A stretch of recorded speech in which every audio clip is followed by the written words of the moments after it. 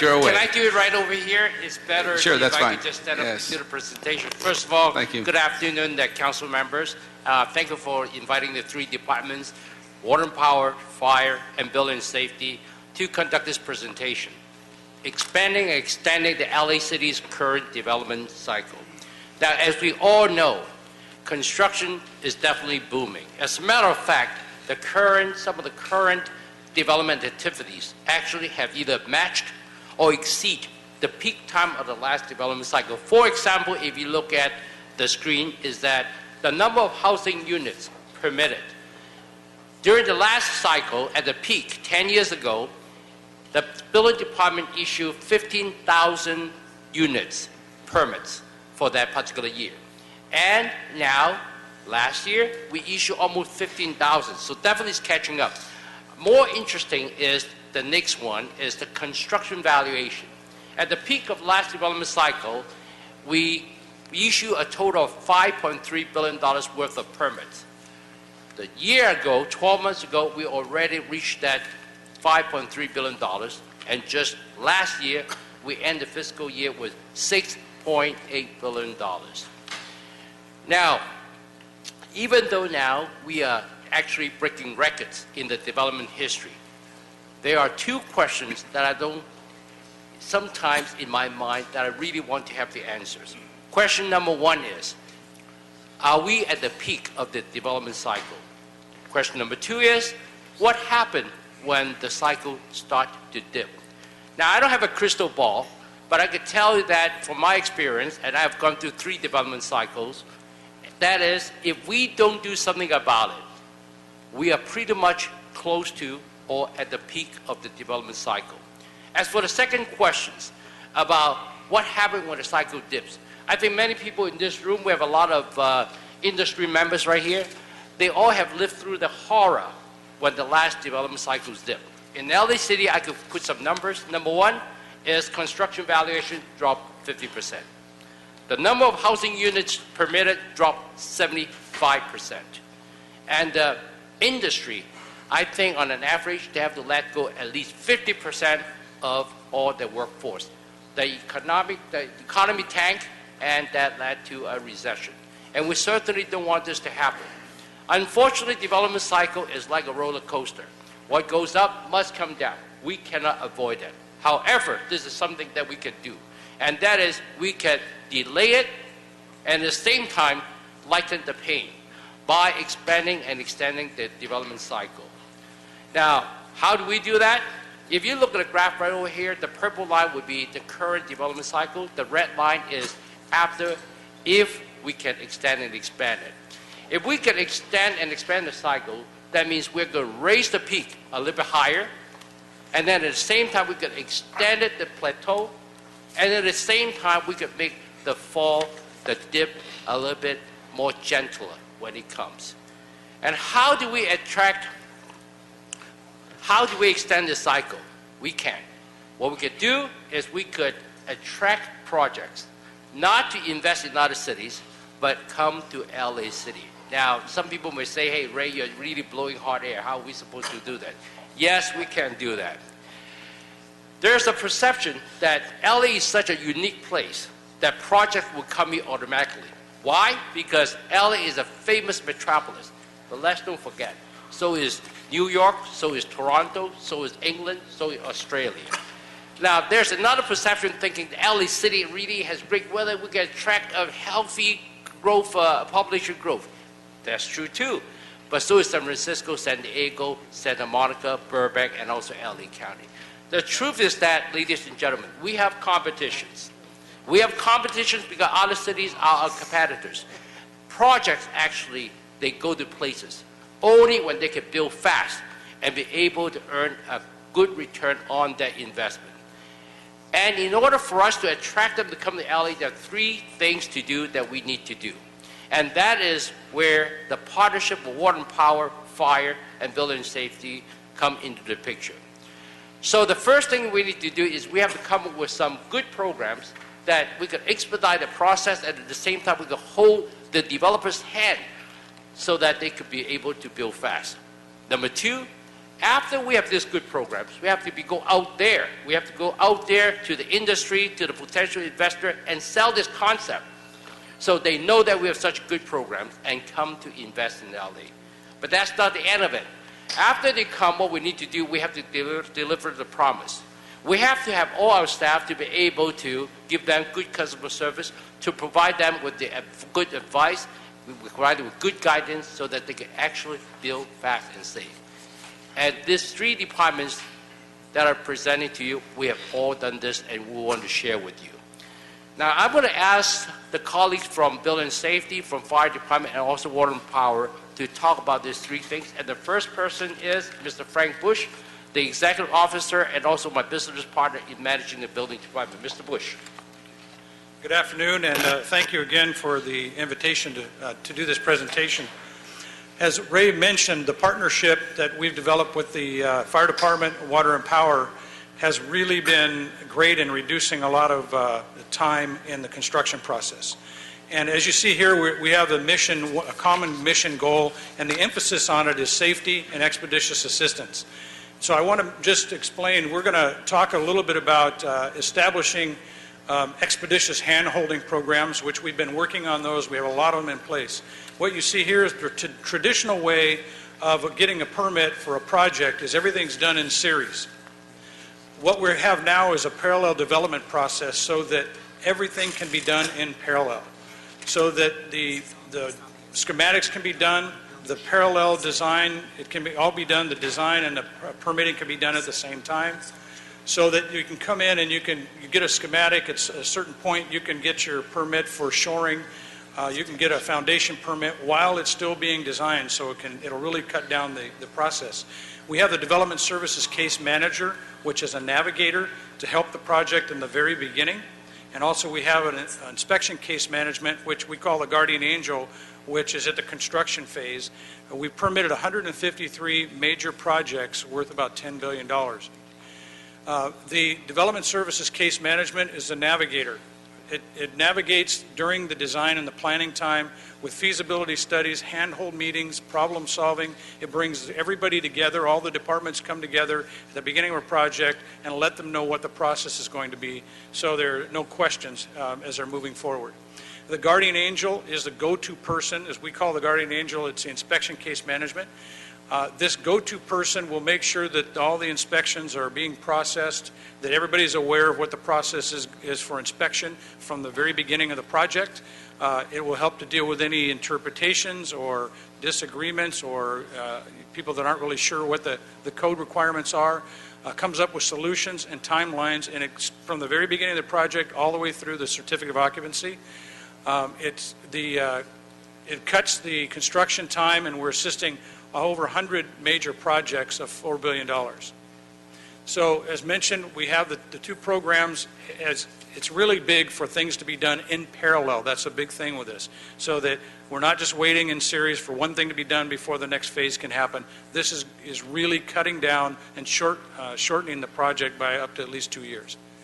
So these are just an example here of some of the projects that have taken advantage of this. As you can see, the conceptual plans submitted to construction, the top one there, I just mentioned Metropolis, in 3 months, they were able to start some portion of the project and getting it going. And that's big.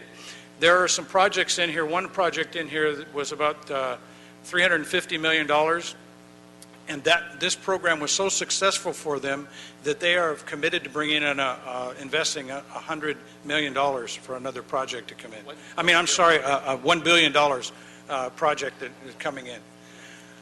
So other hand-holding services that we're providing for expeditious enhancements.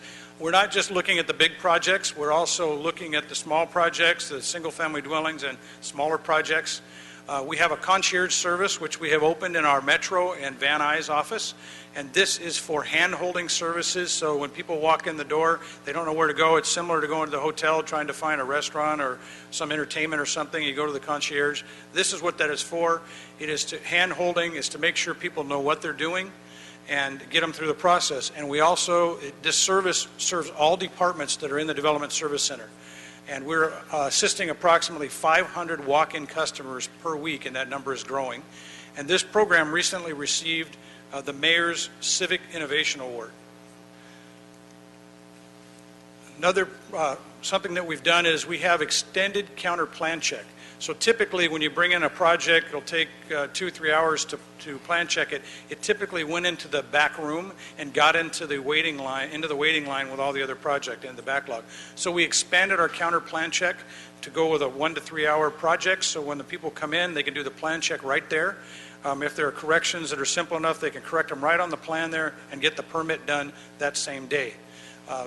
We're additionally serving an additional 3,000 customers with this is going on. It's really helped to reduce the timeline. Also, we have a Saturday inspection program for single-family dwellings. This is for minor repairs, replacement of fixtures, air conditioners, heaters, also minor remodeling, and all express online permits. And every week, there are 100 homeowners that are taking advantage of this, so they do not have to take time off of work during the week to be there to allow the inspector in to take a look at the inspection. So it's really been successful. Another process that we have right now is the building records online. This is big because now you can get online on our website, you can get a copy of all permits and certificate of occupancies that are on file. So if you can sit, in your couch in your living room, get on the website 24 hours a day, 7 days a week, or you can do it from your office, whatever it is, to find out what's permitted there so that it'll help you to plan your project. So right now I'd like to introduce Marvin Moon to come up for the Department of Water and Power. He's the director of the director of the electrical engineering power. Thank you. Thank you, Frank. It's not injury. Thank you so much, committee, for the opportunity to share what Water and Power has been up to, partnering with these fine departments in the development to support the development community.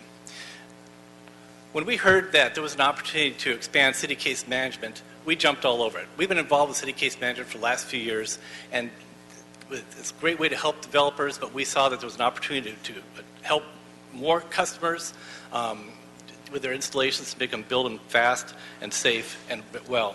But that doesn't happen by itself. So we signed this partnership. It has 12 points to it, and I'm pretty pleased to say that 6 of the 12 have already been completed. So let's get into the details of what's in this. First thing, Ray talked about how the building industry is exploding. You can't address that without having additional hands to help. So Water Power hired 27 additional electric service staff, 10 engineers, and 17 electric service reps. These are frontline people that help developers with their installations. And part of the details that you're helping them with is consulting on power availability. When a developer looks at a lot, you can't tell by looking at the pole if there's enough power on that pole to support your project. But they can come to us, we'll look at them, and then let them know what's involved to get the power, and they can make a decision if they should move forward or not. Additionally, as they are preparing their plans to give to the department, we can help them advise them so that the proposal they make will sail through much more smoothly. When it comes to time to build the project, we have inspectors that are available to help them with pre-construction meetings. Basically, this helps for identify potential field problems and also helps them understand their steps and the department steps to get the conduits and the transformers and meters and all of it installed in a timely fashion. And of course, the core function of these folks is to help expedite the design, approval, ordering, and installation process for all that equipment, the on-site installation and the off-site, to make the service a reality. In addition to that, we're getting additional staff to help with damaged services. There are a number of services out there where the weatherheads and other metering installations are damaged, and we're helping customers for that effort to restore them back to service. This is something I'm very proud of, folks. This is called Concierge Service. It's a new service we'll be launching in a few weeks. The whole point of it is to help customers get their installations smoothly and understand and get through any rough spots if there are any. The way it works is every project that comes in, when they submit their plans, the developer will receive an email confirmation of a concierge person to help them. It's a self-introduction through the email. These people are available to answer any questions that might come up, as well as address troubleshooting things. They belong to what we call the Connection Center. This is a small call center we have in our service planning area. In addition to answering questions timely, we do not want the customer to go around the department looking for his answer. These people are to get the answers for them. So to help them, we have liaisons throughout the department that if a question comes up from a customer, they can get the answer quickly and respond to the customer. They also have the horsepower to get through troubleshooting. For example, if there's an issue, they need to get the construction crews out there faster, or there's an issue within our department. It's a very short escalation ladder. These folks report to the head of construction, who report to the head of service planning, who report to me, so they can get things done. In addition to that, we have 24/7 notification on the department's website of their job status. All they need is an address. Another area that there's great opportunity is in the solar installation process. There are on average about 125 new installations in the city every day. And what we found is we listened to the development community, and we're bifurcating the installation process from the rebate process. By doing that, we think we can get installations installed much faster. We'll be launching this in a few weeks as well. In addition to that, 95% of the permits are now done at the LADBS website to get on an online service. And part of this new process has a fast-track process. So it's as simple as uploading your service request, getting a confirmation from the department that you're good to go, installing the installation, having building and safety inspect it, and so there's no duplication of effort, and then we go out and do the meter work. And finally, customer opportunities. There's always an opportunity for customers to build well, and that means that they can save money, they can even make money on some of these opportunities. And I'm talking about things like electric vehicle chargers. Water and Power has charger rebates for both commercial and residential. In fact, the Green Building Ordinance says they're supposed to install conduits for future electric vehicle chargers. Why not use our rebate process to finish the installation, get those chargers installed, and support the emerging technology? We have 21 programs for energy efficiency. It's all online. Water conservation is still huge. You can't go a day without hearing about that on the radio. And we still have rebates for turf removal, $1.75 per square foot. In addition to that, I mentioned the solar. We still have incentives for that. We have a program called the Feed-in Tariff, where someone can build an installation and sell directly to the department, just like their own generating plant. And we have a new program that will be coming out soon called Community Solar. I'm really excited about this one because 51% of the people in LA live in multifamily dwellings, and it's almost impossible for them to get solar on their rooftops. Or look at the office buildings. What solar opportunities are there? This is an opportunity for customers to invest in department solar projects, and it'd be like a virtual system that they would have a benefit on their bill. So it's the thing to come. With all these enhancements, DOP is committed to helping the development community be successful, to help them make safe installations, build fast, and build well. And with that, I'd like to introduce the Fire Marshal, John Vidovich.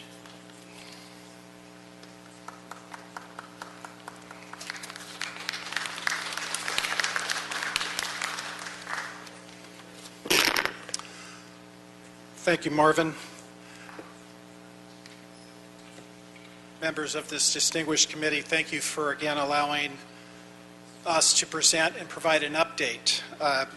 I'd like to acknowledge Fire Chief Terrazas, who, under his leadership, directed me as the Fire Marshal to work with Building and Safety and DWP to develop enhancements to improve development services. I'm proud to say we're well on our way.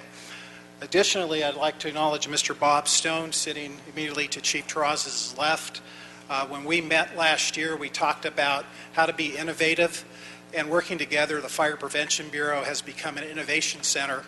And with that empowerment, we've been able to move things expeditiously through the city process. What you see before you is the partnership plan that Chief Terrazas and Mr. Chan put together back October of last year. This really came about through collaboration. When the chief, actually before he was appointed, the very first GM he met with was Mr. Ray Chan. The second person he met with was Ms. Carol Schatz. And yes, Carol, I think I saw you there. I hear a snicker, but that's true. And what we did is we talked about how the fire department can be better in the development services industry. Carol created a kitchen cabinet that she meets quarterly with developers and architects, and Mr. Chan and the fire chief sit on that, constantly talking about enhancements. The 16 points that the partnership plan discusses was bred out of that process. As we look at some of those enhancements, the very first item there was the Helipad Requirement. I'm proud to say that since we've implemented this last year, 9 buildings now in the city of Los Angeles have come through plan check without a helipad requirement, and I think we're going to continue to see that. The other thing we did is talk about looking at the business through the customer's eyes. And one thing that we found out was in regards to tenant improvement in high-rise buildings, it required a fire department plan check if you came through and you were only painting and carpeting. We eliminated that plan check and we're saving 1,500 trips to the public counter every year. Additionally, through the support of the mid-year budget request, we were able to expand our staffing and we reduced our counter wait time by 29%. Additionally, we were able to reopen our West LA office and expanded our services in Van Nuys. When we talk about innovation, working with Building and Safety, who has a robust technology system, we partnered with building out our new fire inspection management system. We're in phase 1. This is the first cloud-based system in the city that allows customers to call in for the inspections, receive an email reply that has been received, and we now schedule within 24 hours. The goal is to expand the system throughout the fire department for all our fire prevention inspection systems. In order to attract projects and let them know all the good things that we've established, you need a little bit of a marketing plan. So what we did was we began that process. I talked about the Central City Association. We have met with over 1,000 people to date, including BOMA, architectural firms, the community at large, to really sell what we're doing. And as long as we continue to do this, we feel we're going to expand the development cycle. But after these projects come to us, we need to advise, guide, and assist. In order for us to do that, we need the buy-in from the worker bees, from the person at the public counter who's reviewing the plans, from the inspector in the field who's conducting that inspection. We have to ensure that they truly have adopted this cultural shift in regards to the optimal customer service. To that end, on June 2nd and 3rd, we conducted training for over 280 LADBS and fire department employees to let them know this new can-do attitude. And it's about not saying no anymore, but how do you get to yes? And we continue to instill that culture. Every time we hear a little story about someone may have not got your message, Chief, we bring that person in and we re-educate them. So, and we're going to continue to do that. One of the things that I learned as the fire marshal when I became the fire marshal is truly how much the codes have changed in the last 60 years. In 60 years ago, the codes were about 4 inches in height. Today, they're approximately 2.5 feet in height. And what that means is it's almost impossible for all projects to comply with all the codes. I learned a valuable lesson as I partnered with Ray staff at the ICC conference earlier this year in Memphis, where we were going through code hearings, and they took a notice of the fire marshal from the City of Los Angeles and the building official from City of Los Angeles speaking together in unison on something that would truly have impacted how we do business. And with that, it's really a proactive statement we sent to the nation. We realize that codes are prescriptive standards and they're not cast in stone. And as code officials, we are given the opportunity to do the modification process. The fire code allows my staff to exercise the modification process, as well as the building code allows for alternate means of compliance. That doesn't mean we're giving away life safety. What it means is we ask the applicant to provide an equivalency to ensure we can accomplish what we're trying to accomplish. Councilmember Huizar, as you know, Bring Back Broadway would not have happened without us being able to be a little flexible in how we take care of business. And if everyone has not had the opportunity, take a look at Broadway. It's phenomenal. The modification process, this is a sample of the modification process that we use. In the last 3 years, we've approved 4,500 modifications. And with that, I'm going to turn it back over to Mr. Ray Chan, and he's going to talk about a couple of ways LADBS and LAFD can be flexible and be helpful.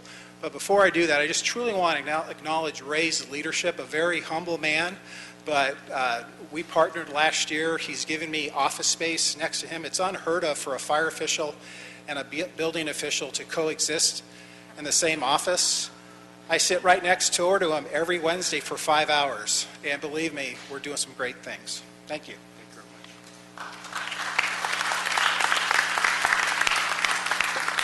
Well, thank you very much, John. The reason that John and I, we coexist very well because he's so big, I'm so small, I don't want to piss him off.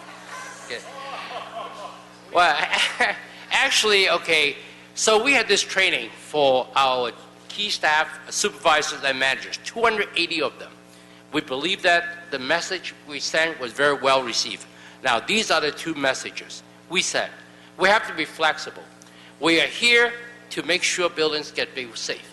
Not necessary to try to enforce the verbiage of the code, but actually we are guiding, assisting, and also at the same time advising our projects, our customers, to comply with the code with flexibility, with the intent, not necessarily the verbiage. Number two, we also tell them we have to be helpful because we have to be proactive, helpful. Both our plan check engineers, our inspectors, and fire inspectors, we cannot be just telling people what they do wrong, which is part of our job to point out the deficiency, but at the same time we have to provide solution. It is their problem when they did something wrong, but it is our solution. We have to fix it together with them. Now we believe we send a message out there very, very well. However, we still believe that we have to continuously remind all our staff about this particular message. Not to mention we have to let the industry know that such a message is there, that we are trying to provide the optimum services to them.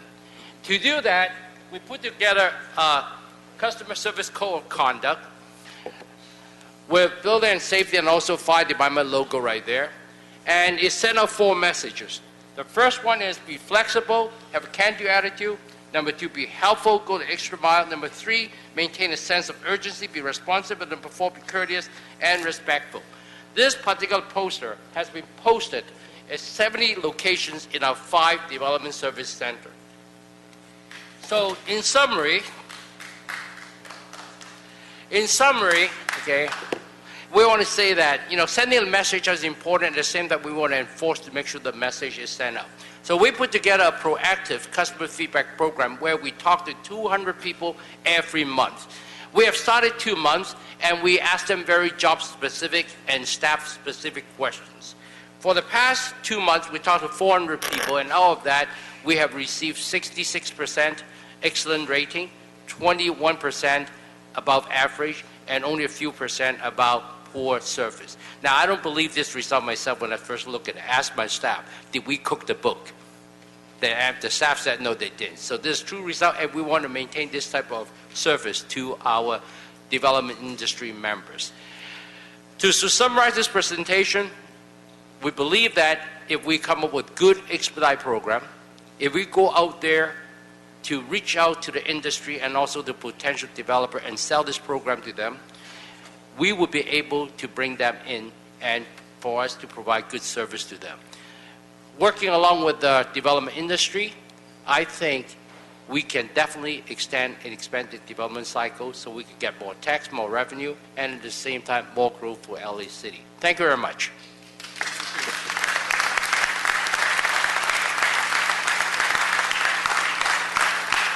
Thank you very much. Thank you, Mr. Chan, for that presentation and all the other presenters. We'll go to public comment at this time and then open it up for discussion from the committee. I'll call 3 speakers at a time. You could line up at the podium. Adam Love, Farrell Stevens, and Larry Green.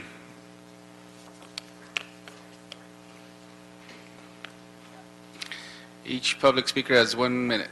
Thank you. Lane. Is that Love? Did I say Love? It's Lane, correct? I'm Farrell Stevens. You're Farrell Stevens. Where is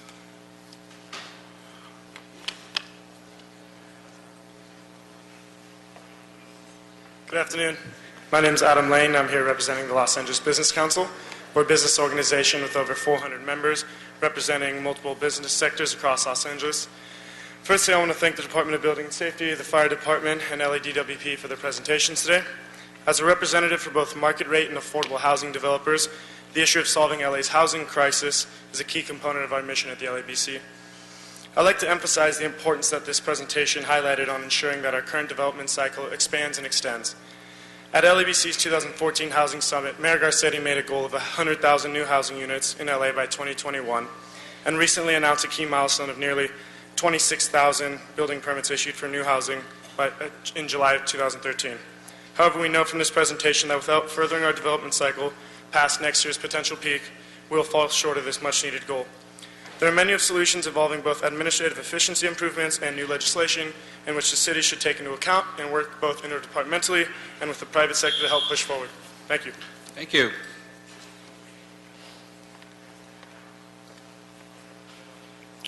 Welcome. Welcome. Thank you. I'm Farrell Stevens, with Tenant Improvement Specialist, TIS Construction Services. We are general contractors who work in the city of Los Angeles, day in, day out, 24 hours a day, 7 days a week. Being that we do that much work here in your city, partnershiping with your development team is a very important part of what we do for ownerships, property ownerships.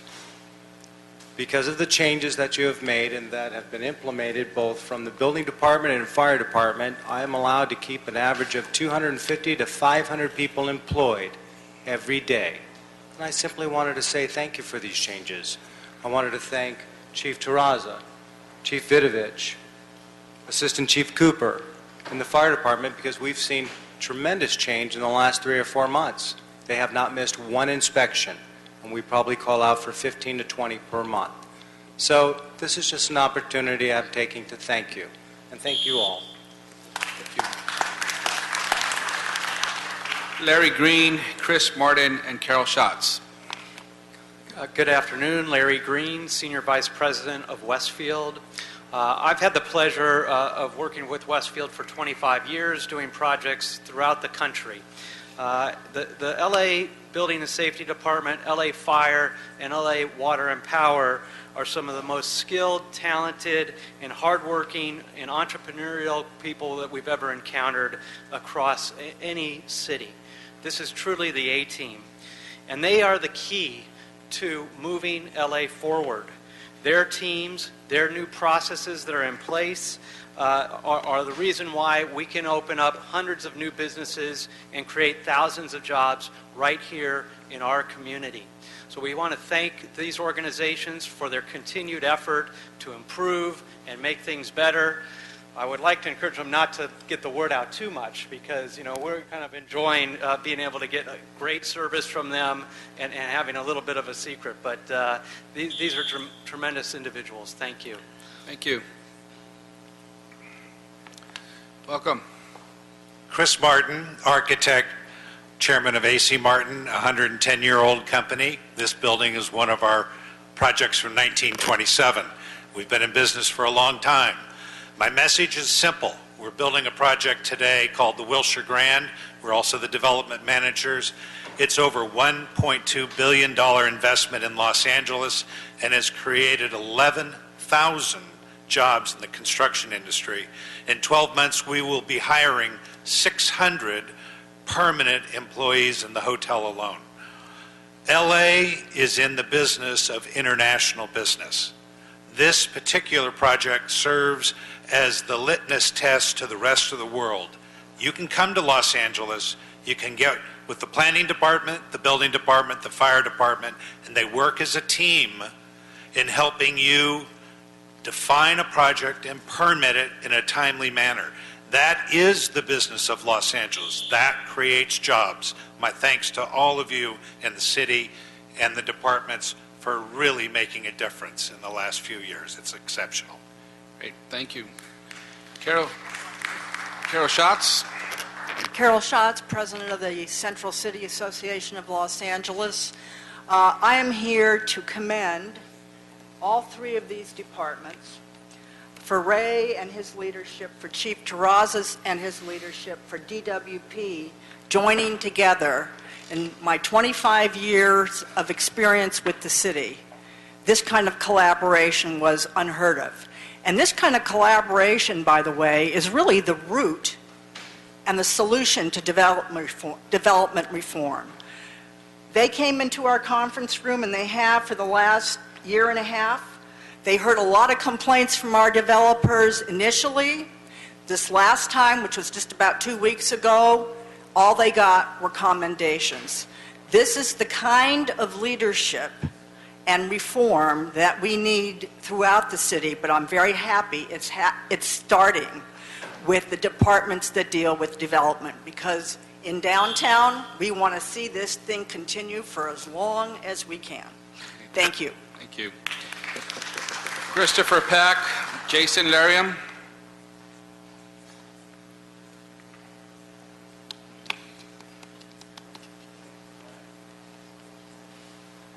Good afternoon, Mr. Chair and council members. I want to first thank all of you for allowing this opportunity to hear the presentation and talk about the great job the departments are doing. For the first time, I'm an architect and developer and worked in the city for almost 30 years. I've served on 5 different commissions for the city of Los Angeles, and I know how difficult it is sometimes for departments to communicate with one another, but what the development services are doing right now is an amazing thing for the city of Los Angeles. It's not about just building buildings, but it's about creating jobs, economic development. And so to that end, I want to thank the various departments. We just recently opened 2 hotels, one in Hollywood and one in Koreatown. I want to thank Mr. Marvin Moon for DWP coming out and doing an excellent job of providing transformers, getting the meters out there and powering up our buildings so that we can get occupancy and actually create jobs and start business. So thank you very much. Thank you. Good afternoon. My name is Jason Larian. We're a toy company based in Van Nuys, and in 2006 we bought a 23-acre lot in Chatsworth to be a vision of our new campus. 2008 hit, it created a problem. We came back and revisited the site and wanted to rebuild and have this vision of a new campus with housing for our employees, a home for everybody to live in, and a great business to stay in Los Angeles. I just want to thank Mitch, I want to thank the whole entire planning department, and as well as Ray, and especially Ray and the rest of his team, because with the PDP process and everything they've done, we've cut the development time so significantly that this is going to make this project a reality. In the real estate business, timing is everything. And because of this time that we've saved, this is going to be something that's going to be successful for business for the city. Thank you very much. Fred Valderrama, Herman, and Wayne. That's the final speakers. Fast.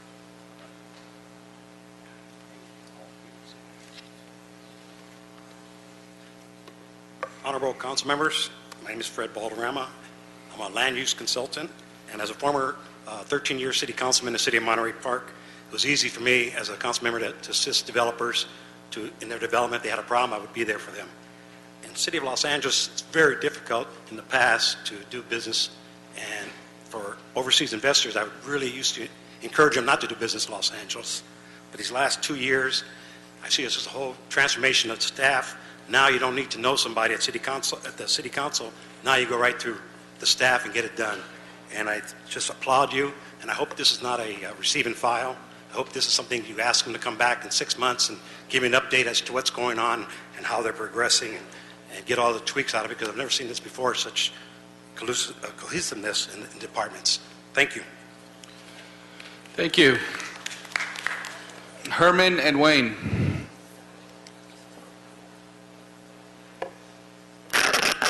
Before my peers of the white jury, think about what happened down in Watts 50 years ago. Sir, you have to speak on the item. Speak on this item, please. Development that never happened.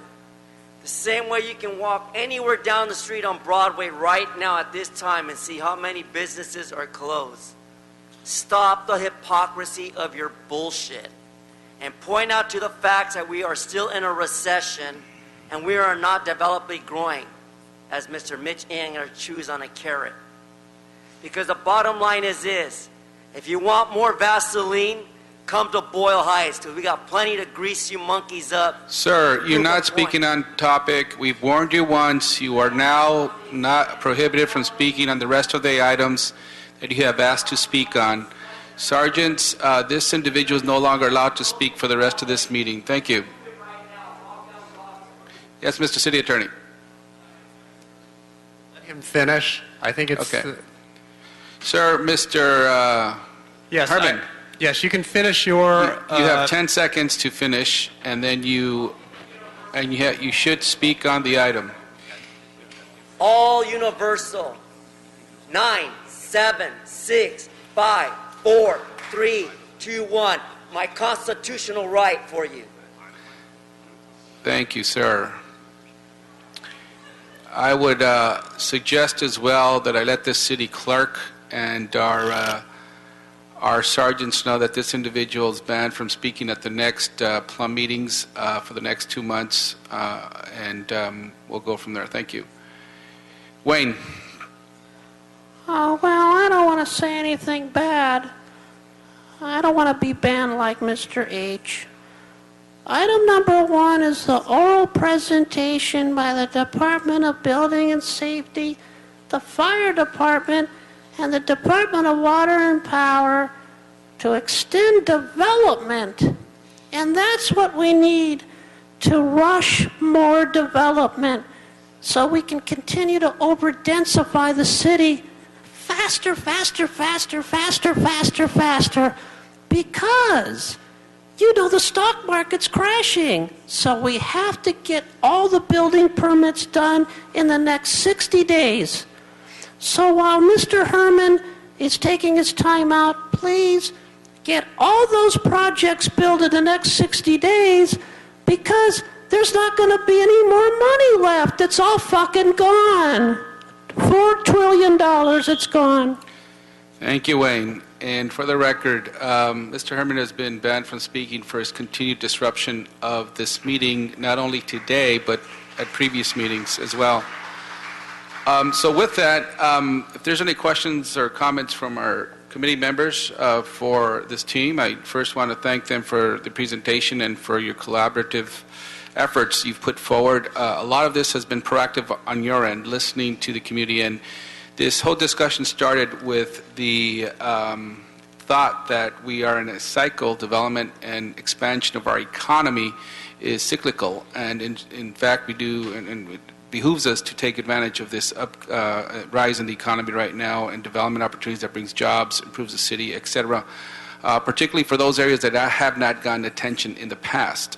Downtown, for example, a few years ago, you turned the light switch off at 5 or 6 o'clock, and it was a dead area for a very long time. But we had this huge opportunity to create more activity, more economic activity, and we're seeing that growth happen right now. And a lot of that is due to not only the investment we're seeing, but making it possible for people to continue to revitalize those areas. So thank you for your work. I certainly will want to see you here in 6 months to give us another presentation. And last but not least, I have found that the building online, the new web area where you could go to and get every permit that has ever been given to any single parcel in the city of LA has been extremely helpful for, whether you are someone who's simply selling your home or you're a developer or not. To see that online has been very helpful. In the past, you'd have to take a trip down to downtown to get those permits, and so that's been very helpful as well.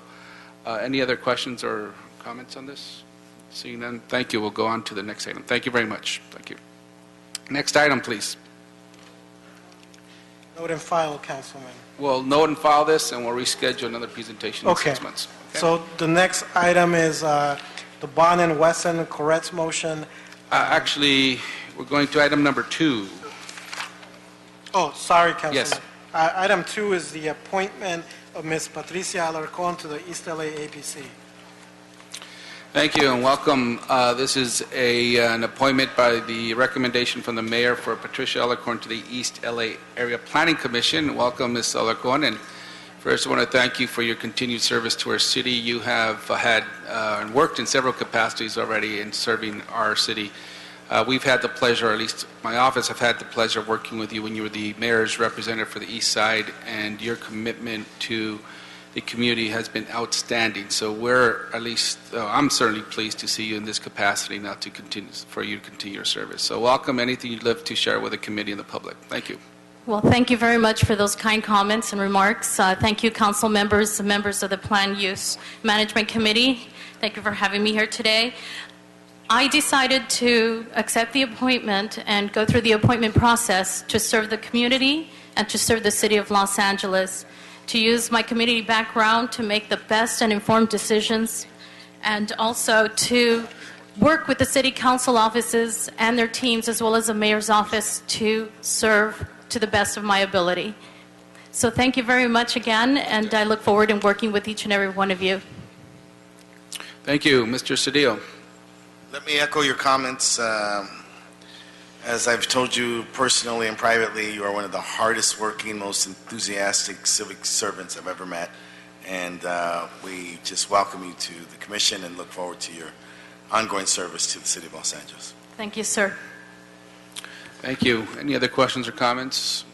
Seeing none, we could recommend that this item go forward unanimously, and moved by Mr. Cedillo, seconded by the chair. No objections, so ordered. And we will see this item in council, what date? For September 9th. September 9th in full city council. Thank you. Thank you so much. Thank you. Have a great day. Next item, which is item number 3. Councilman, item 5, there's a request to take it out of order. It's a consent item. Not sure if there's any speaker cards. It was a consent item. There are speaker cards on it. Mr. Herman has no longer permitted to speak. We do have Wayne and the applicant, so we could take that up now. It is a quick item. Let's do that. And if you could... I'll read it into the record, read it into the Councilman. record, please. It's a zone change ordinance for a 24-unit apartment building in CD3. Okay. So is the applicant here, Eric Lieberman? We will, we're inclined to let this go on consent, but there's a speaker card, so if you wish to speak or not, it was on the consent calendar. So we'll just file your speaker card and ask Wayne to come up, please. Yes, that's just, again, what we need. More upward development, more over-densification, because we got to do it before the stock market crashes. So you got to make this a forthwith item. Now, under the economics professor, Herman, who you just banned for 60 days, he's always saying that these things are done too slowly, especially in CD3, where there aren't that many minorities there still. So you still have a lot of white middle class there. And that's who this is going to be for. RA is residential agriculture zoning, but you don't have that anymore. Now it's just all a concrete jungle, Section 8 housing, and over-densification. So please, build this in the next 60 days. There's not going to be any more money left for any of this. Hurry, hurry, hurry. Thank you. So we'll move that item without objection. So ordered. Thank you. And now we could go to item number 3, please. And then we'll... Is a motion bonding West and Koretz, directing the city planning department, city attorney in consultation with finance and other departments to prepare an ordinance relative to short-term rentals in the city. Thank you. Welcome. And is staff here to make a brief presentation on this motion and what it is asking us to do? Good afternoon, council members. Ken Bernstein, Principal City Planner for Citywide Policy. I'm here with Tom Rothman, Senior City Planner for Code Studies. And this motion has been and will be directed to the Department of City Planning. We look forward to working with the sponsors and with all the council members to bring this forward to enable some regulation for short-term rentals, address the housing issues that have already been identified for the committee today by Councilmember Bonin. So we look forward to conducting public outreach and to working with all of you to bring this forward.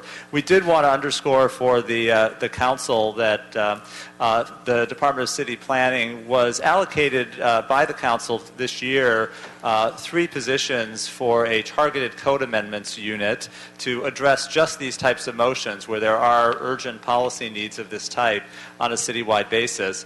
That funding was for 6 months this year, so it would not kick in and enable us to have dedicated staffing until January. We look forward to working with the sponsors, working with the committee to identify ways to expedite the staffing so we can get started much sooner and meet the timelines that were articulated by Councilmember Bonin. So we will work with the offices of CD 10 and 11 to identify that staffing and whether additional steps would be needed either through budget and finance or through separate council action to enable us to play the role that's being identified. Thank you. And yes, Mr. Cedillo. Might this not be the time that I move that this matter also come to Housing Committee? Sure. Let's, when we make the final motion on this, we'll include that in there as part of the recommendation. Thank you. Thank you, Mr. Englander, for allowing me to see Mr. Cedillo through the television. And we'll make that as part of the final motion at the end.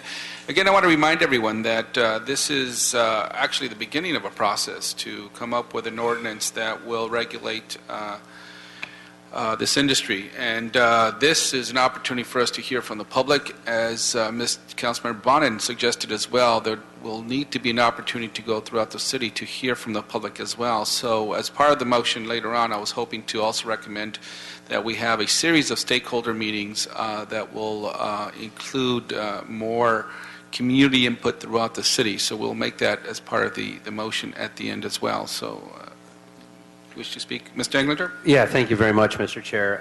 Just a couple things and observations. And one, I want to thank Councilmember Bonin for bringing this forward with Councilmember Weston as well.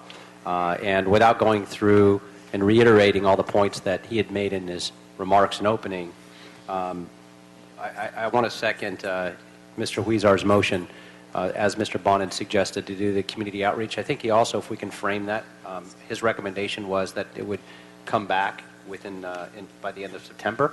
And so I would need to hear from the department if that's reasonable. That's a pretty quick time frame, but I would support that as well if it's doable.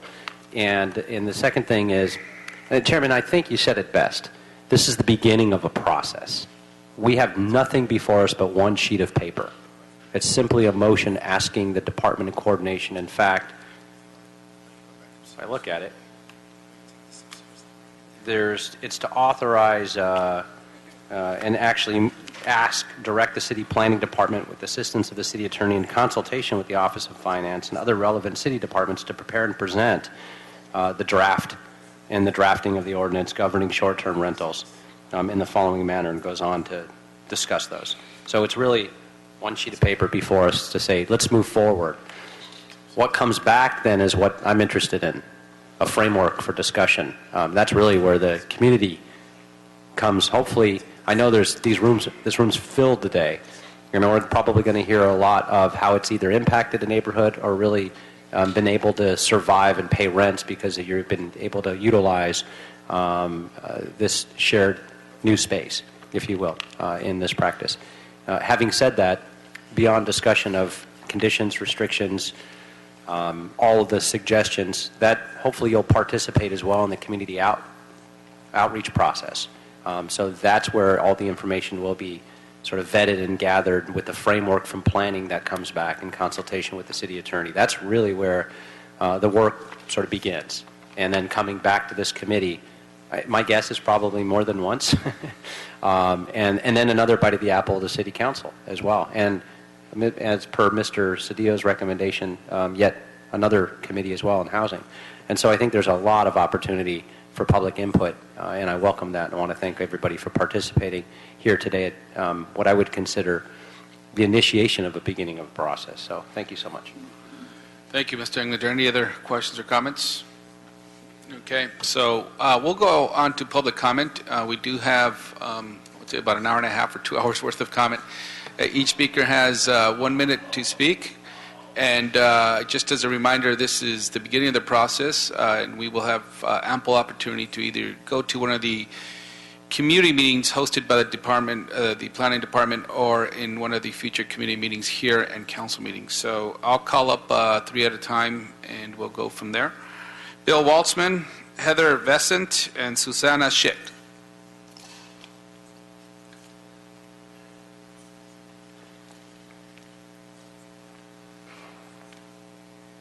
I'm Bill Wattsman. Can you hear me okay? Yes, sir. Okay.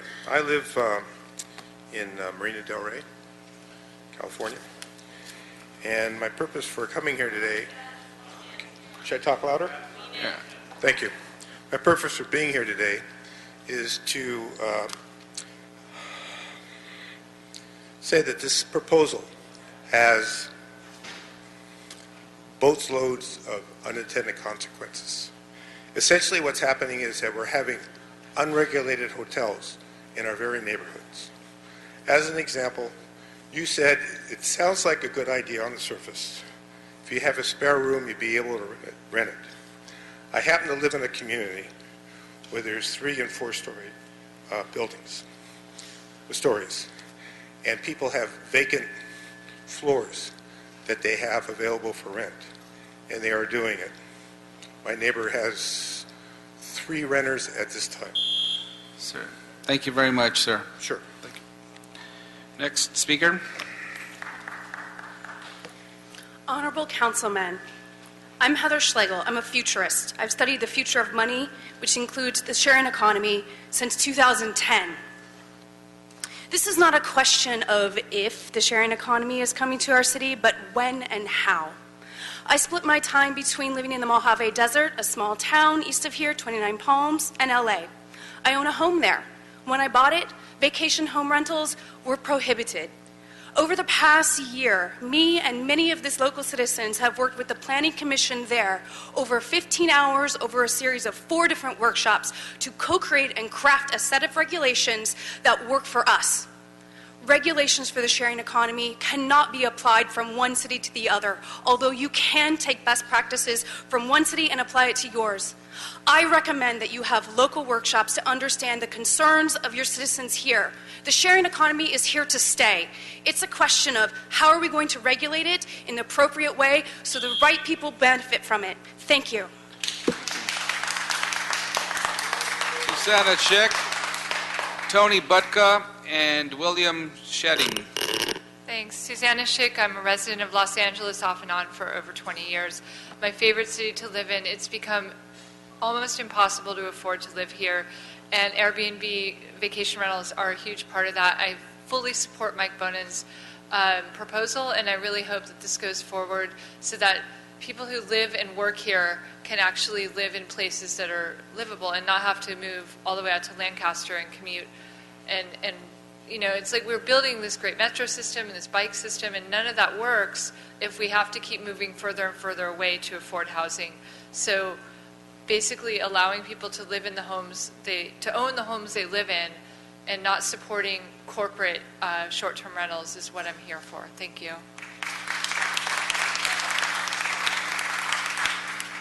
Good afternoon. I submitted written comments. I'm only pleading with the City Council to try to take their time, talk to all of the stakeholders, see if there are consensus possible out there so that everybody can coexist instead of drafting an ordinance which will tax and pit homeowner against citizen against citizen. Thank you. Is William Shedding here? Or Shedling? Yes. Shedding, thank you. Welcome. William Shedding, I'm a resident of Mar Vista, and I'm on the Mar Vista Neighborhood Council, but I'm speaking on my behalf only. I have a rental property in Avalon, and Avalon, if you're familiar with, has got not a lot of housing. And so they're faced with the exact same problem that you're faced with here. They have crafted conditional use permits with regulations to back them up so that you can review whether or not a particular rental property is following the rules or not. So I would suggest that you look carefully at the conditional use permit with a sunset clause so that you can review it periodically. But that would give you an opportunity to investigate someone that you have complaints on in a way of stopping them from doing the rental. I think that the there is a disruptive economy going on, and we need to adjust to it, as the previous speaker said. So thank you for your time. Thank you. Veronica Perez, James Adams, and Judy Goldman.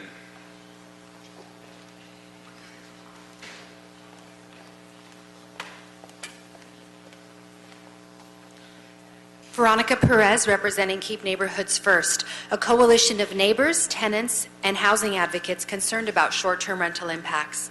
You'll hear much testimony today from hosts who say they rent out their space, their spare room to supplement their income. We are not opposed to this true form of the sharing economy. This is a red herring meant to distract you from the real problem, which is the commercialization of STRs.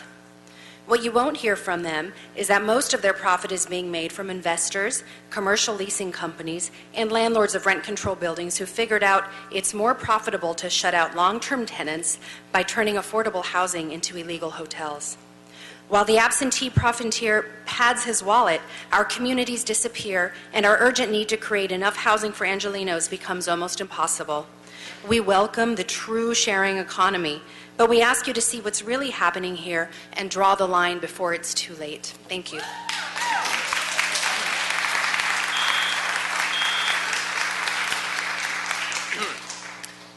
Hi, I'm James Adams, and I've lived in Venice since I was 10. I'm an artist, and my wife teaches elementary school music. Thanks in part to commercial short-term rentals, people like me can't find a place to live in our own hometowns. Most of the rare affordable homes in Venice are being used as illegal rogue hotels.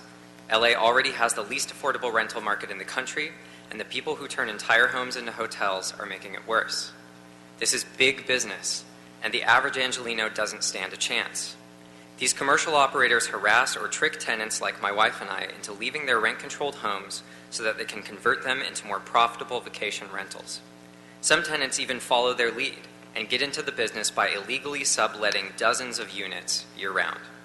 This all means higher rents and fewer homes on the market. Almost 11,000 units have already been removed from the city's housing stock and converted to STRs. That's 63% of the housing built in LA in the last 4 years, or the loss of 11 units per day since October. Please protect LA's affordable housing and help my wife and I stay in our homes. Thank you. Thank you. Amanda Seward, Jane Taguchi, An Nguyen. I'm Judy Goldman, co-founder of Keep Neighborhoods First. What started out as a small group of concerned Angelenos sitting around my kitchen table has rapidly expanded to hundreds of stakeholders throughout the city who are alarmed about the commercialization of our neighborhoods under the guise of the sharing economy. We're not opposed to true home sharing, but that's not what's happening. While investors and commercial leasing companies are cashing in, our residents and neighborhoods are bearing the brunt of the impact. A growing number of speculators are eliminating affordable RSO housing and threatening the stability of our neighborhoods. The loss of housing at the rate of 11 units a day is tragic, and we have replaced our community with mobile cleaning crews, lockboxes, and a revolving door of strangers, not to mention seeing neighbors turn against neighbor and profiteers harassing residents who dare to complain about STR abuses. The STR platforms complain that our neighbors are not accurate, a claim we refute, yet they consistently refuse to be transparent and disclose their records. Clearly, they have something to hide. Thank you. The city must act now and protect Thank you for us. finishing up your thought, Keep ma'am. neighborhoods first. Thank you. Thank you.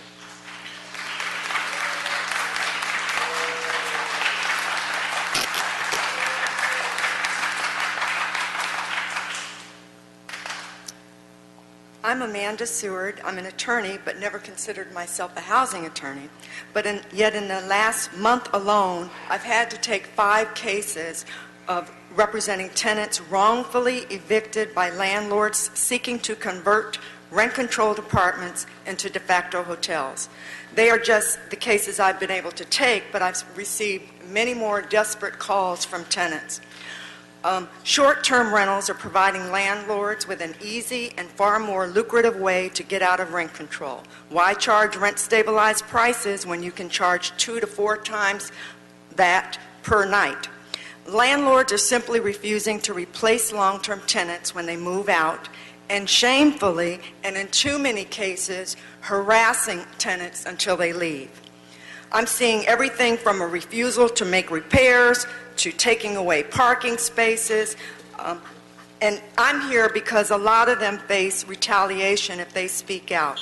There are too many vulnerable tenants, and we need your help to stop this tsunami. Thank you. Thank you.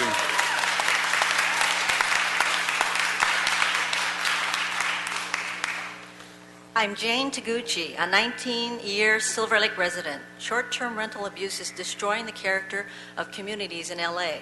Instead of seeing regular neighbors, we're seeing vans full of tourists with luggage. It's become neighbor versus neighbor. In Echo Park, it's an elderly resident versus loud parties at a rental next door. In Silver Lake, it's neighbors questioning vacation rentals versus Airbnb hosts and supporters. The result? A neighborhood council with a majority of Airbnb hosts. In Silver Lake, a home rented by a vodka company for tasting parties versus the neighboring residents. Investors bought the house across the street from me to rent on Airbnb versus me and my neighbors. We filed complaints. Then as retaliation, the host took me to civil court. The case was dismissed. And the host has 3 other Airbnbs, properties that are no longer homes for Angelenos. We appreciate the motion will limit rentals to one's primary residence, but the success of this ordinance depends on the details, and the regulations you pass must be enforceable. If not, the peace of our homes will continue to be abused. Thank you. Thank you. On Beverly Kenworthy, Roy Saman, and Melissa Williams. Good afternoon, Ann Wynn, representing Keep Neighborhoods First. During this discussion, we've heard some reference their experience renting homes for their families through Airbnb in resort towns and cities such as in Hawaii. They've stated that they don't want to limit such opportunities for visitors to LA. And our response to that is twofold. First, renting someone's primary residence through true home sharing should still be an option. In addition, LA has many hotel options with a variety of price points. Second, we must keep in perspective that LA is not a resort town. We are not Hawaii. We are a dense urban city in a housing crisis. Just today, the LA Times reported 13,000 people fall into homelessness every month in our city. In times of crisis, we have to prioritize. As policymakers, we ask, what will you put first? Giving tourists more rooming options when vacationing, or housing your constituents in affordable, safe, and available housing? Thank you.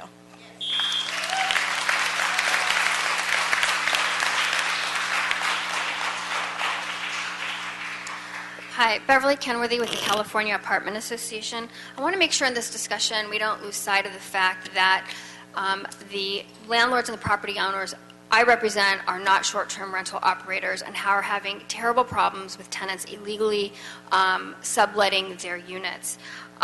This creates a number of safety issues for those residential communities. Security codes, gate keys are given out to people that have not been screened properly. These people act as if they're on vacation, so there's no abiding by the rules of that community. So safety and liability is also a concern. These insurance companies do not cover any damages by these short-term renters, and it is definitely cause for eviction. It's a very serious lease violation. So we want to make sure that, the same problems that people are having in single-family homes with those number of, houses being rented out and creating a quality of life issue is also happening within residential communities themselves. Thank you. Thank you.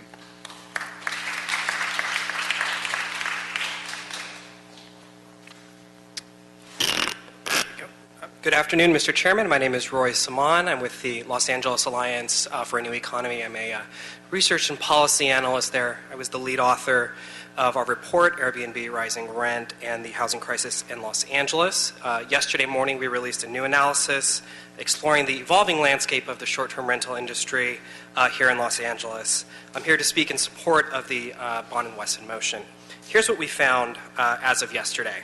Across all platforms, there are nearly 16,000 whole units advertised. The growth in these commercial units has cost the City of Los Angeles 11 units of housing per day between October 2014 and July 2015. In addition, the number of commercial units advertised is the equivalent of 63% of all new housing built. Building a path out of the housing crisis here in Los Angeles is doomed to fail if commercial short-term rental growth continues at this rate. It is critical that the council adopt regulations that foster sharing, but that protect the city's housing stock from the commercial operations that currently dominate the short-term rental market. Thank you. Thank you. Melissa Williams, Anne Marie Johnson, Steve Clare, and Jed Pocker. Good afternoon. My name is Melissa Williams. I'm the Director of Sales and Marketing at the Hotel Irwin in Venice Beach. And I'm here to just speak on behalf of the hotel. We're a small family-owned hotel. We have about 119 rooms and about 100 employees. We are here to ask for clear, strong, enforceable regulations of STRs, allowing only truly shared units occupied by the tenant or owner. Currently, there are about 1,400 illegal STR units very close to our hotel. This has significantly hurt our business and ability to grow. And on top of that, we have 100 employees that we provide medical benefits to who are also at danger of maybe losing hours. This has also depleted the rental housing inventory. I'm a Santa Monica native, so I see it every day. We already have a lack of affordable housing, and these illegal and corporate STRs are just pushing more people out. There's the equivalent of over 11 hotels in Venice that are actually STRs. We're just asking for clear enforcement and regulation. Thank you. Thank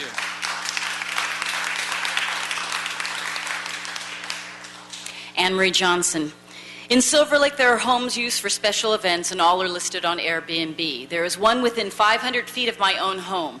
Last June, it was booked to hold a 5-night event to advertise a new line of vodka. Our narrow streets were clogged with over 70 additional cars. Intoxicated guests flowed in and out. I called the police. Fortunately, by the second day, the police came out, and the event was shut down. Family-friendly neighborhoods have become battlegrounds between neighbors, those who want to protect the sanctity of residential communities and those who will do anything to protect the goose that laid the golden egg. I've received death threats, insulting emails, and organized campaigns to have me removed from my neighborhood council based on my stance on short-term rentals. The level of intimidation is daunting. Most others remain silent for fear of retribution. We need the city council's help. This is about the intentional and well-organized scheme to avoid rent control, change zoning ordinance, and circumvent the laws and protections required for other businesses. Desirable residential neighborhoods are under attack. Short-term rentals must be regulated and at a minimum prohibited in single-family residences. Thank you.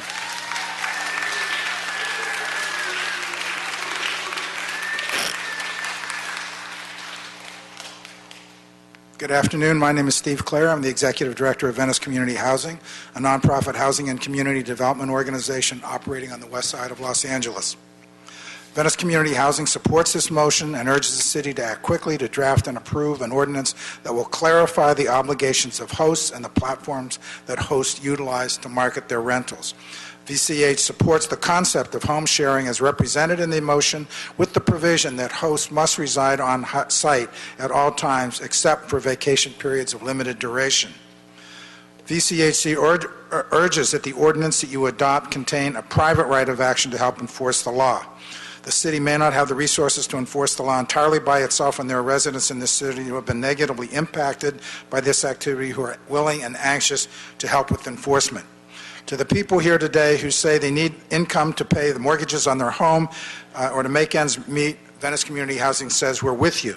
But to those corporations and commercial entrepreneurs who are taking rental housing off of the market, we say that our interest in providing affordable housing opportunities outweighs your interest in making profit off of non-residents. Thank you. Jed Pocker, Carl Hamann, Paul Bowers, and Kelly Adams. Thank you. My name is Jed Pauker. While I serve today on Venice Neighborhood Council Board of Officers, I speak today as one stakeholder representing only myself and my experience. Home sharing is not changing my block. The unregulated short-term rental industry is. The duplex to my west and the cozy cottage next to him have been commercial short-term rentals for a number of years. Last week, one of the off-site landlords, whom I like, asked me to join him in offering our 3 adjacent lots for sale to investors as, and I quote, a huge opportunity for someone to build another monstrosity. This is just one among scores or hundreds of instances describing the veritable attack of techsploitation without regulation on our neighborhoods. So my experience is that the phenomenon of commercial short-term residential property rentals comprises a gateway drug for predatory development that stimulates cynicism and greed, destroys affordability, and, by the way, decreases density with no balancing mitigation for the detriments it brings. Thank you.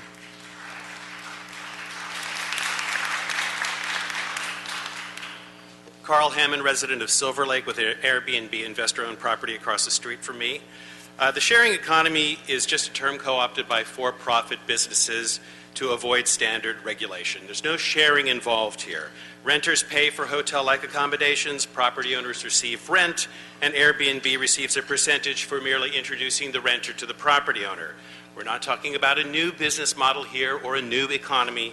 We're talking about the need to limit and regulate short-term rentals. Short-term rentals in LA desperately need this kind of regulation. We need laws to protect homeowners who rent their homes, we need laws to protect neighbors living next to those rentals, and we need laws that protect the quality and the character of our residential neighborhoods. Thank you. Thank you. Kelly Adams, Harry Clofield, Linda Lux, and Andrew Moss. My name is Kelly Adams, and I've lived in Venice for 10 years. I currently live in a rent-controlled apartment building. Ever since Airbnb started coming into my building, we've all felt way less safe. Our gate code is being given out to strangers, and who knows who they give it out to.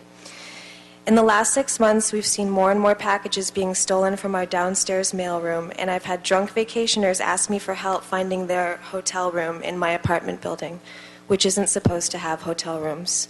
Please help us protect our homes. Thank you. Thank you.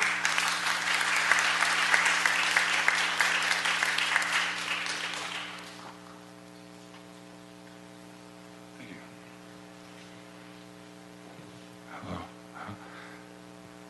My name is Paul Bowers. I'm the Chief Information Officer for the Echo Park Neighborhood Council. Don't hold that against me.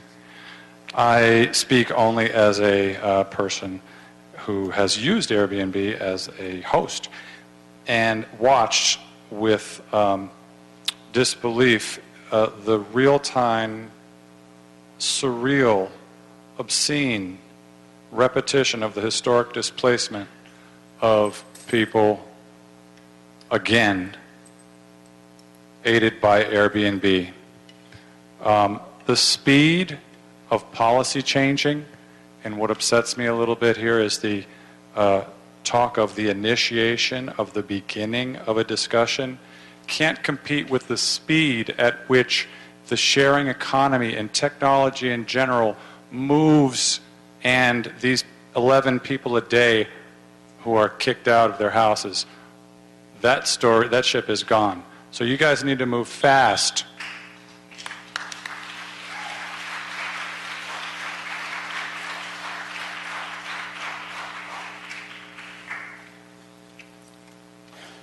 Good afternoon, council members. My name is Linda Lux. I'm the former president of the Board of Neighborhood Commissioners and the former president of the Venice Neighborhood Council. I'm sure you'll agree that knowing your neighbors next to you and around you is important to your family's safety. Well, it is important to all of us in Venice as well, where short-term rentals are proliferating like a cancer. When my home of over 40 years where I raised my kids was sold to a family, a couple with 2 teenagers, my neighbors were happy. Unfortunately, that family doesn't live there, but they rent the house out to short-term rentals, and there's beer bottles strewn. The last time I walked by, beer bottles all over the front yard, and needless to say, my former neighbors are very unhappy. Longtime friends of mine in Venice have been evicted from their long-term rent-controlled units, and others are on the verge of being evicted. I support the motion with further regulations and amendments. And I ask you, why is there no enforcement now of illegal short-term rentals? It's illegal all over the city in residential zones, and there is no enforcement in the city now. Thank you.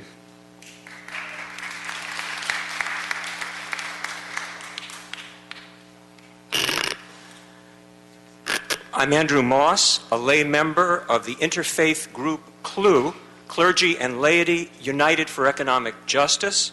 We from CLU are here today because the housing crisis in Los Angeles is a crisis that is part of the deepening inequality in our society. It is a moral crisis that threatens the very fabric of our communities.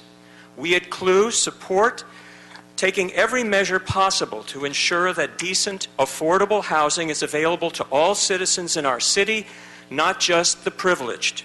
That's why we support the kind of ordinance passed by Santa Monica, an ordinance permitting home sharing, but not the kind of conversions that take thousands of rental units off the market. Economic self-interest is a legitimate value, but a good society, a just society, is guided by higher values, our mutual responsibilities to one another, and the well-being of all citizens. Thank you. Thank you.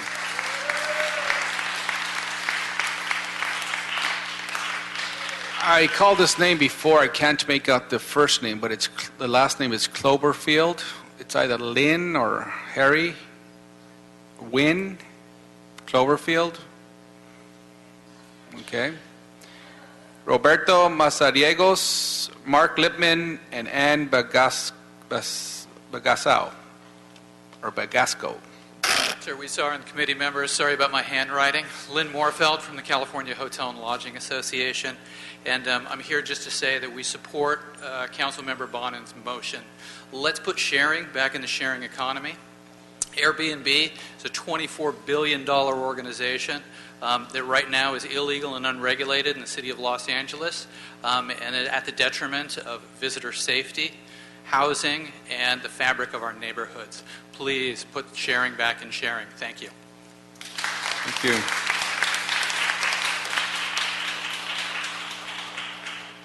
Good afternoon, Council. My name is Roberto Mazariegos. I currently live in East Hollywood. I've been living there for 7 years. I live there with my wife and 2 kids. My job is located in Studio City, which everyone knows that it's a place that is expensive to live in. So Hollywood being a neutral location for my job is a place where I decided to look for an apartment, which is impossible to do. I currently pay $1,500 for a 1.5 bedroom. Makes it impossible for me. But the reason why I'm here is because when I hear short-term rental, taking entire homes and apartments off the market to rent out to tourism, and allowing the short-term rental platform to take away almost 1,000, housing units, 11 a day since October, that agitates me because we're basically saying that we're allowing to steal from our children, to steal from our future because they won't be able to afford this. We can't do it, they won't be able to do it.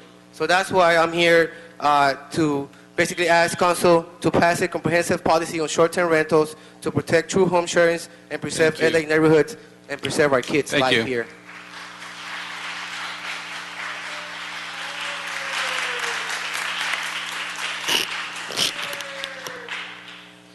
Hi, good afternoon. My name is Mark Litwin with Power People Organized for Westside Renewal. And I just wanted to let you know that while you spend the next 6 months to a year trying to figure out how to write this ordinance, I'm receiving 2 to 3 calls every week from tenants who are being pressured to move out of their affordable housing units in order to move in short-term rental units for vacationers. And I want to remind you that especially in Venice, the coastal zone where I live, where we've lost over 1,200 units, we have laws on the books that you can enforce today. It's called the Mellow Act, which forbids the conversion of residential units into commercial units. We have zoning laws that do the same thing, so you have laws on the books today that you can use to go after this low-hanging fruit and shut down these illegal hotels. And also, just on a final note, I see a lot of people here in the room today with affordability stickers on their shirts from both sides of this issue. Just remember, it's not a question about, I'm just finishing up, it's not a question about one group of poor people against another group of poor people, but what has always been big money and big profits against all of us. Thank you. Thank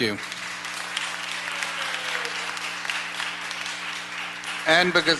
Ann Sherry Ackers, Emmy Nagata, and William Below.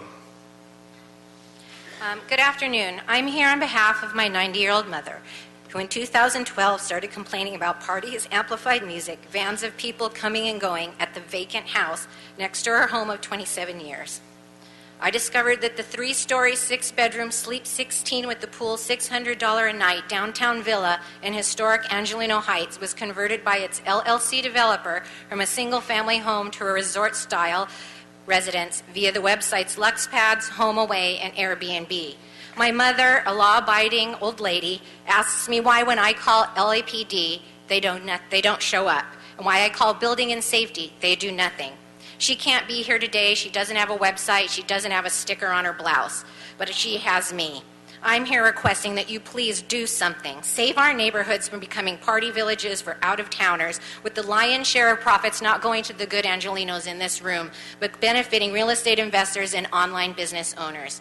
I hope that I can go home today and tell my mother that you're going to do something so she can die peacefully in the safety and comfort of her own home.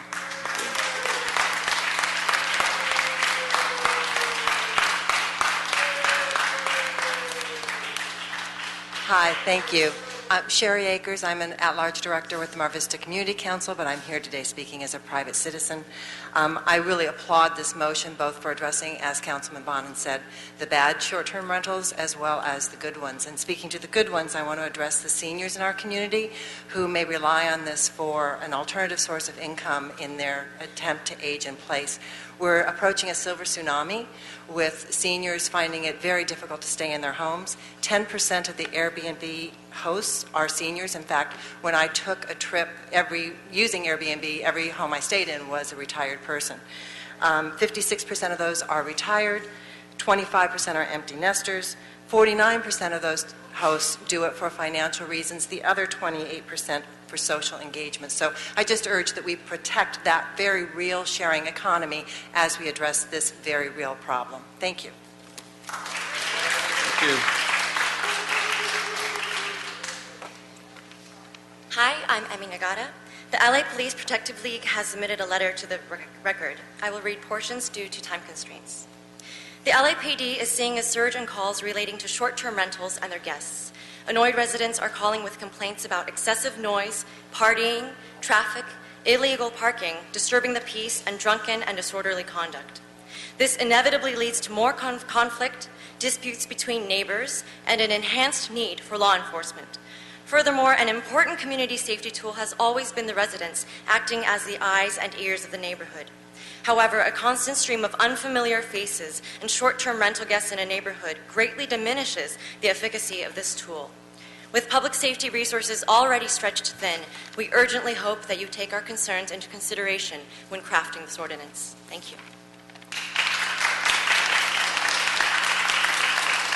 William Below? Not here. Mary Williams, Nancy Gareg, Jesse Welch. Good afternoon. My name is Mary Williams, and I'm a single-family homeowner with a small guest house in Century City. I rent my guest house on Airbnb, and I am a true home sharer. What Mike Bonin would describe as a good example of a short-term host. I'm here to encourage you to develop laws that protect home sharers like myself. The income that I earn has allowed me to stay in my home, to provide essentials for my son, and has given me the opportunity to rebuild my business. Last weekend, I hosted a woman that was here to visit her cousins. She was very quiet and respectful. Earlier this summer, I hosted a professor and his family from San Francisco. The professor was here to lecture at UCLA. Home sharing allows visitors to experience LA like a local. Today I received a thank you note and postcard from the family from San Francisco. They thanked me for their memorable experience in LA and described how their daughter enjoyed playing in the backyard and garden. They also thanked me for referring them to a local children's bookstore where they purchased books for their daughter. Experience like this that support local homeowners and businesses are worthy of clear local ordinances that make home sharing legal. Thank you. Thank you.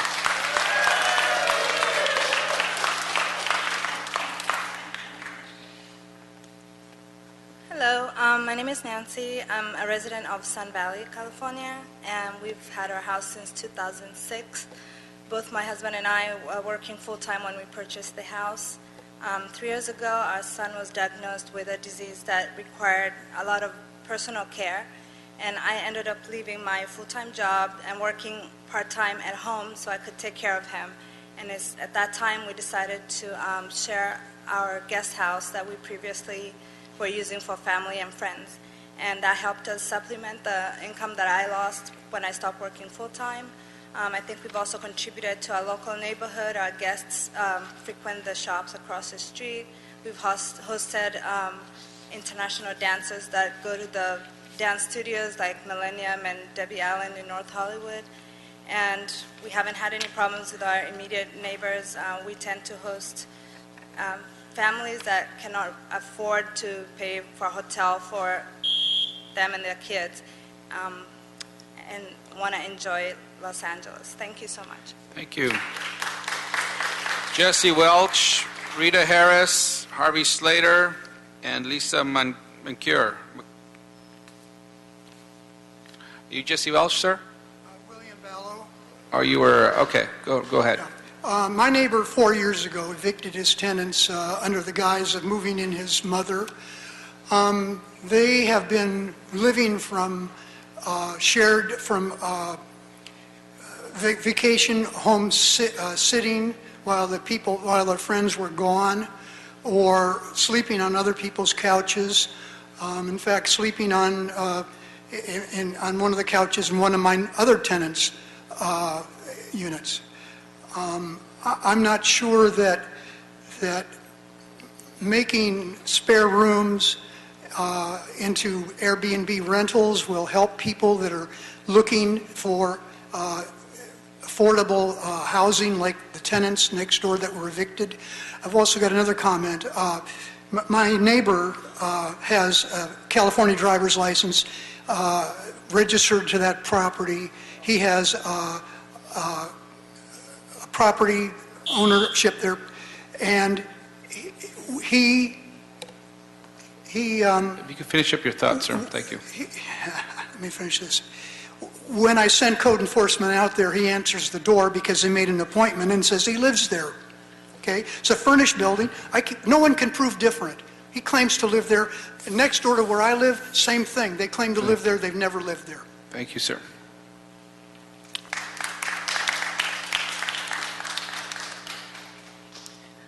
I am a living homeowner.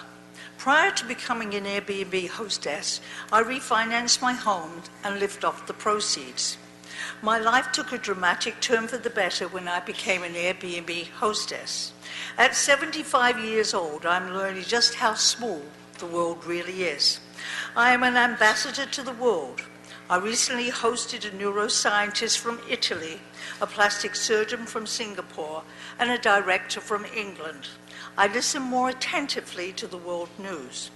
I look forward to every day. I have a happy heart. I am no longer lonely. I have money in my pocket and a skip in my step. Who would have thought at 75 I would have the life I have? I pay taxes and help the local economy. The world is a better place. I donate money monthly. I am grateful for the home sharing opportunity. I can now say I can afford myself.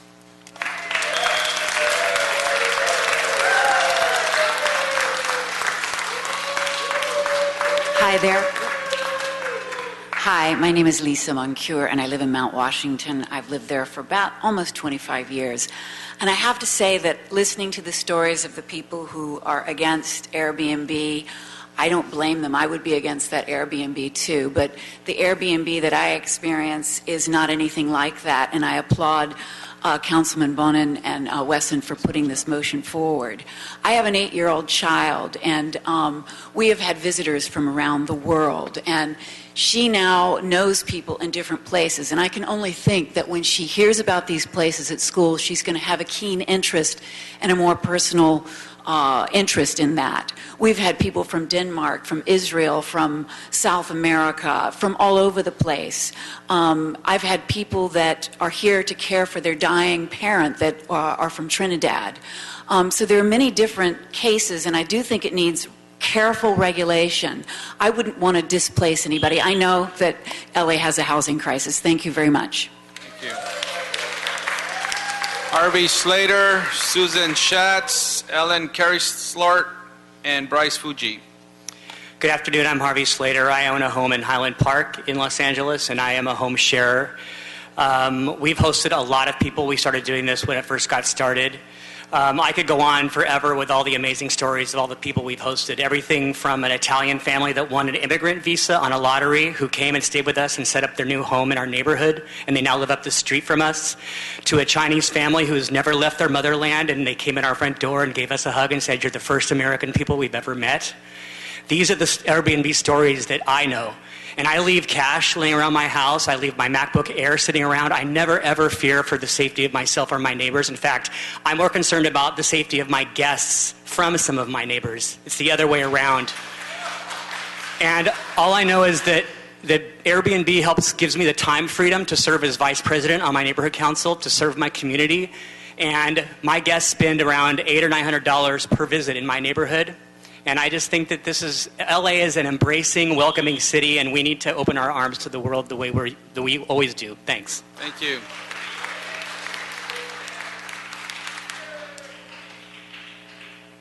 Hi, my name is Susan Schatz, and I'm an East Coast transplant. And when I moved into my home in 2003 with my husband, it was in a state of great disrepair. He was overwhelmed. It's the house he grew up in. His parents were the first occupants in 1946. He's on a fixed income. He's retired with a head injury. He will not be going back to work. And Airbnb has been a wonderful opportunity for us. We recently redid the front yard.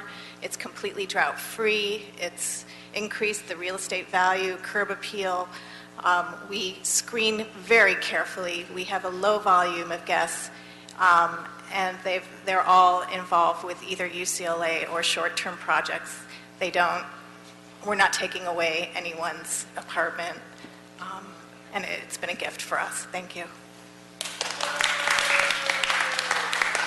Thank you. Before you begin, I just want to make an announcement that the rules in this committee are that once an agenda item has begun, you can no longer submit cards to speak on that item. So anyone submitting cards now afterwards, your name will be read into the record, but the time has elapsed for you to submit the records. Thank you. Thank you. My name is Ellen Karisfort. I'm the former vice president of the Beechwood Canyon Neighborhood Association. For years and years in Los Angeles, I was a renter. I have a lot of respect for the rent stabilization ordinance and the protection that it affords to the tenants in Los Angeles, because housing is such a severe issue. I am now a homeowner. I have a triplex. I live in one unit, and I have 2 other units. Because I've been able to rent my 3rd unit through rental agencies like Airbnb, I've been able to keep it populated, whereas in the past it was not possible to keep tenants in there because it was badly situated, and the vacancy was actually causing me a whole lot of trouble. It has allowed me to not raise the rent on my rent-controlled tenant for 4 years. That's how I make up my shortfall. She works for a nonprofit. She can't afford it. I'll lose her. Thank you. Thank you. Bryce Fuji, Andreas Mcvina, Stephanie Woods, Vanessa Johnson. Hi, I'm Bryce Fuji, a 21-year resident of Canoga Park and an Airbnb host for the past 3 years. When job loss and the strain of the recession forced me to find supplemental income, I discovered home sharing. I was concerned inviting strangers into my home would damage my property and disrupt my quiet suburban neighborhood. Those fears were without merit. I've hosted guests from around the world and across the nation. These guests are kind, respectful, and deeply grateful for the niche that we fill. Like 2/3 of Airbnb listings, I'm far removed from the tourist attractions and hotel districts of other areas of the city. Home sharing creates stability where foreclosures and turnover could have prevailed. I've maintained the tranquility of my neighborhood and promote this in my listing. Guests praise how peaceful my residence is in their reviews. Every day I have the honor of being an ambassador for LA, welcoming the global community and recommending local mom and pops and lesser known sites to share what's great about our city and what it means to be American. Thank you.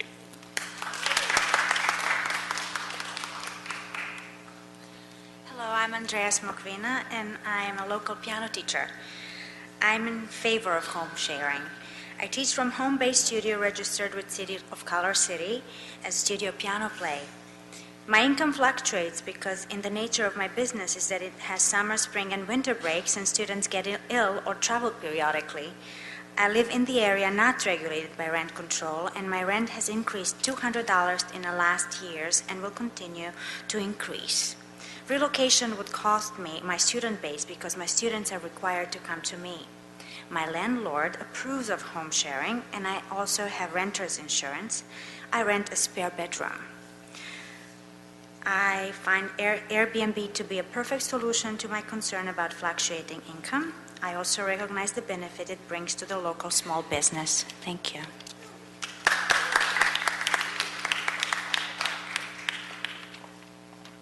My name is Vanessa Johnson.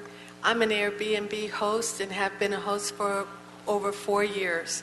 I've been living in South Los Angeles for over 50 years. I became an Airbnb host because my husband became ill and was with an incurable disease, and it allowed me to stay at home and take care of him. Through my hosting, I've been able to maintain my home, make improvements, and hire 4 employees. I also pay city taxes and contribute to my neighborhood. My guests come and appreciate my South Los Angeles home and write me many reviews saying so. Thank you for listening.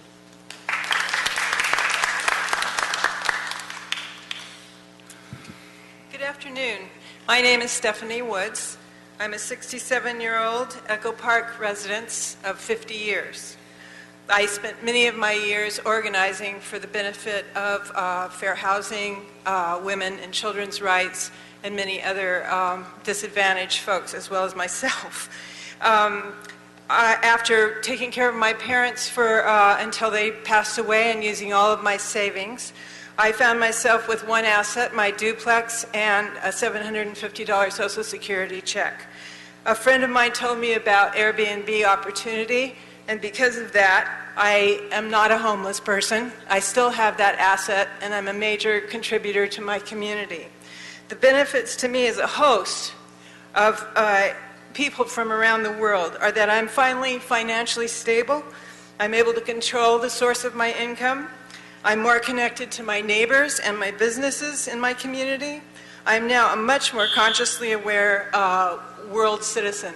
And I've contributed over $17,000 to the Office of Finance for the TOT tax. Thank you. Janice Otis, Martha Avila, and Robert Schlesinger.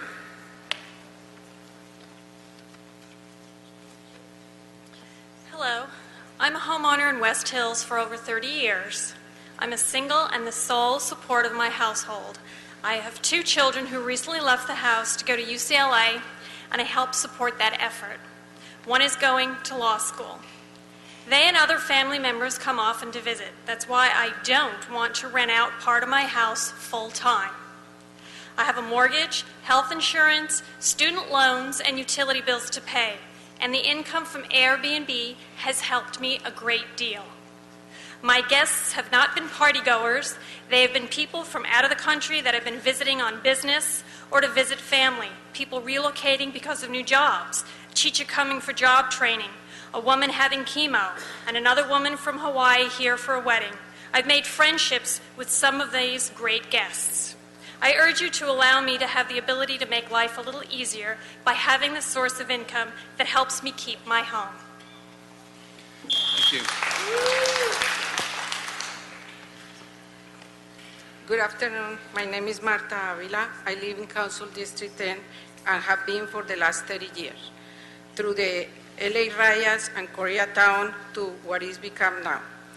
With our daughter graduating from university and strapped with our student loan and combined with the mortgage, it was difficult for us to keep up. Since become members of sharing a home, our lives have enriched financially and socially. We are not impacting affordable houses because we share our guest house and help the economy with with the economy and improve tourism. I trust that you will make the right decision for us and our responsible hosts. Thank you.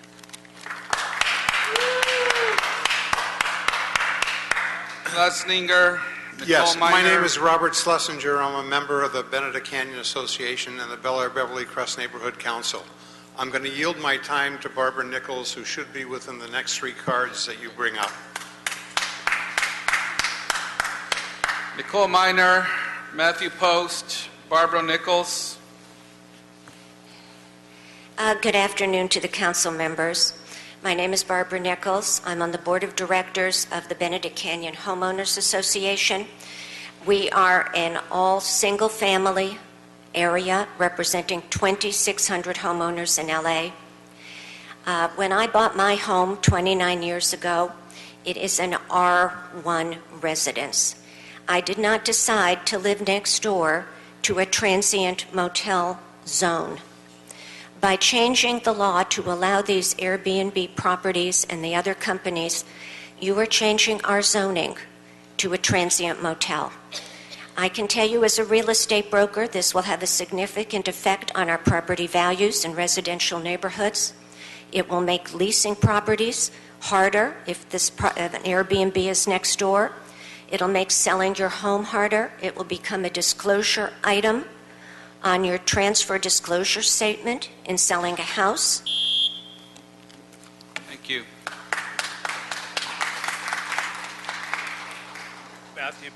Matthew Post, Benedict Canyon Association. I'm the president. I'd like to yield my time to Barbara Nichols.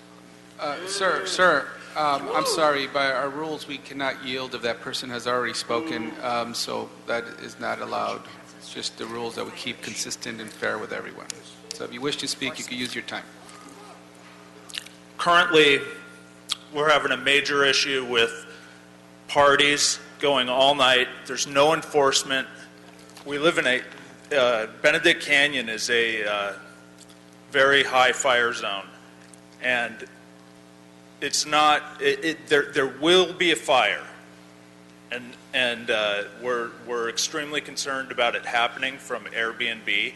People do not know the exit routes in Benedict Canyon. It causes confusion. We just are totally opposed to short-term rentals in Benedict Canyon. Thank you.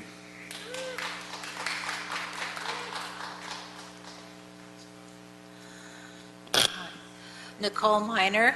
I live in Benedict Canyon. I'm on the also board of directors of the Benedict Canyon Association. Benedict Canyon cannot endorse a tax on that which should not be in the fabric of specific hillside communities in the first place. Benedict Canyon, as said by Mr. Post, is particularly adversely affected by weekend rentals, and the tax on transient home rentals condones the practice, exacerbating danger to public safety in our R1 very high fire hazard severity zone requiring specialized insurance. These weekend rentals affect the insurance of the properties. Some have been canceled, and they affect the properties surrounding them. Transient residential use or rezoning Benedict Canyon for commercial enterprise compromises the safety and integrity of this long-established, non-commercial hillside community. Benedict Canyon must be entirely exempt, enforceable by law, from ordinances permitting rentals of property in Benedict Canyon for under 30 days. Short-term rentals, vacation rentals, Thank you weekend very rentals. much. Thank you. And at this time, Mr. Herman, I just want to ask that you please leave this meeting. Earlier, your conduct of not allowing the chair of this committee to address you when you were not on topic, we warned you once. We asked you not to do that. You continued to do that and disrupted this meeting. We ask you to leave this meeting. If you do not leave this meeting, you will be escorted out by the sergeants. Mr. Herman? And I was advised by the city attorney that we cannot ban you for the next 60 days from this committee because we cannot predict future behavior, but you have been asked to leave today's meeting. Thank you.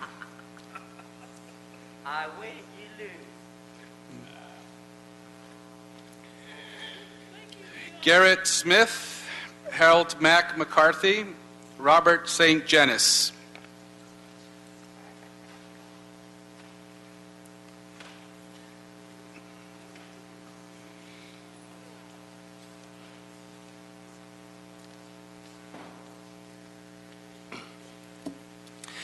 Hi, my name is Harold McCarthy. I am a resident of CD14, district just down the street here. I hear a lot about a lot of particular neighborhoods. I think it's important that we note that whatever regulations we do, that they need to be responsible to manage short-term rentals and to regulate them throughout Los Angeles, not just in specific areas. I became a host a couple of years ago when after 25 years I lost my job when a major utility downsized.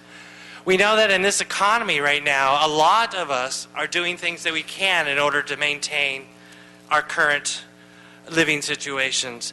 But beyond that, I've noticed that our guests are amazing people. We've had a woman, Mary, who runs a shelter down here in Skid Row, and she comes every now and then, and she can't afford traditional housing. We have a woman from EDD that came down, and her per diem didn't allow her. So what I'm saying is there's a lot more people that benefit from this. Thank you. Thank you.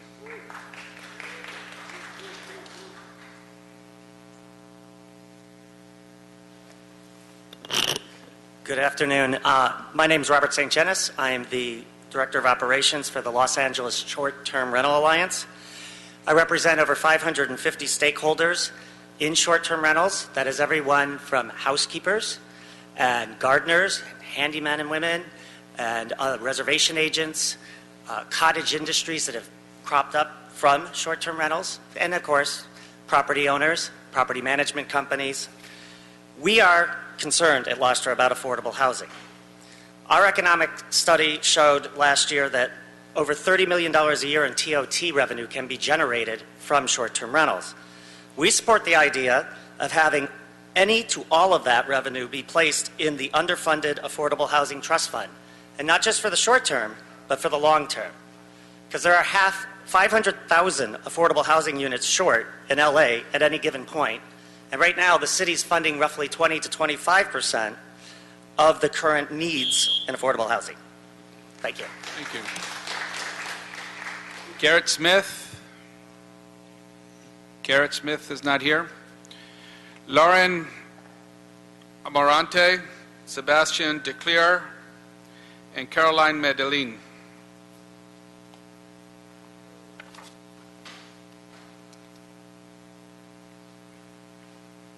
Good afternoon. My name is Lauren Amarante. I am a small business owner and vacation rental manager in Los Angeles. Many are criticizing professional managers as the problem, and I really believe that we can be the solution. As a professional manager, if a vodka company contacted me asking to, throw their party in one of my rentals, I would tell them to rent a hotel. As an example of the benefits of professional management, I want to share a quote from Donna, the 23-year resident that directly neighbors one of my STRs. We viewed our neighbors turning their home into a vacation rental with trepidation and concern. We believe they would not respect our neighborhood with all of its idiosyncrasies, from parking to pets. We could not have been more wrong. The tenants are interesting, courteous, and friendly. Our neighbors are now the best that we've ever had. Thank you.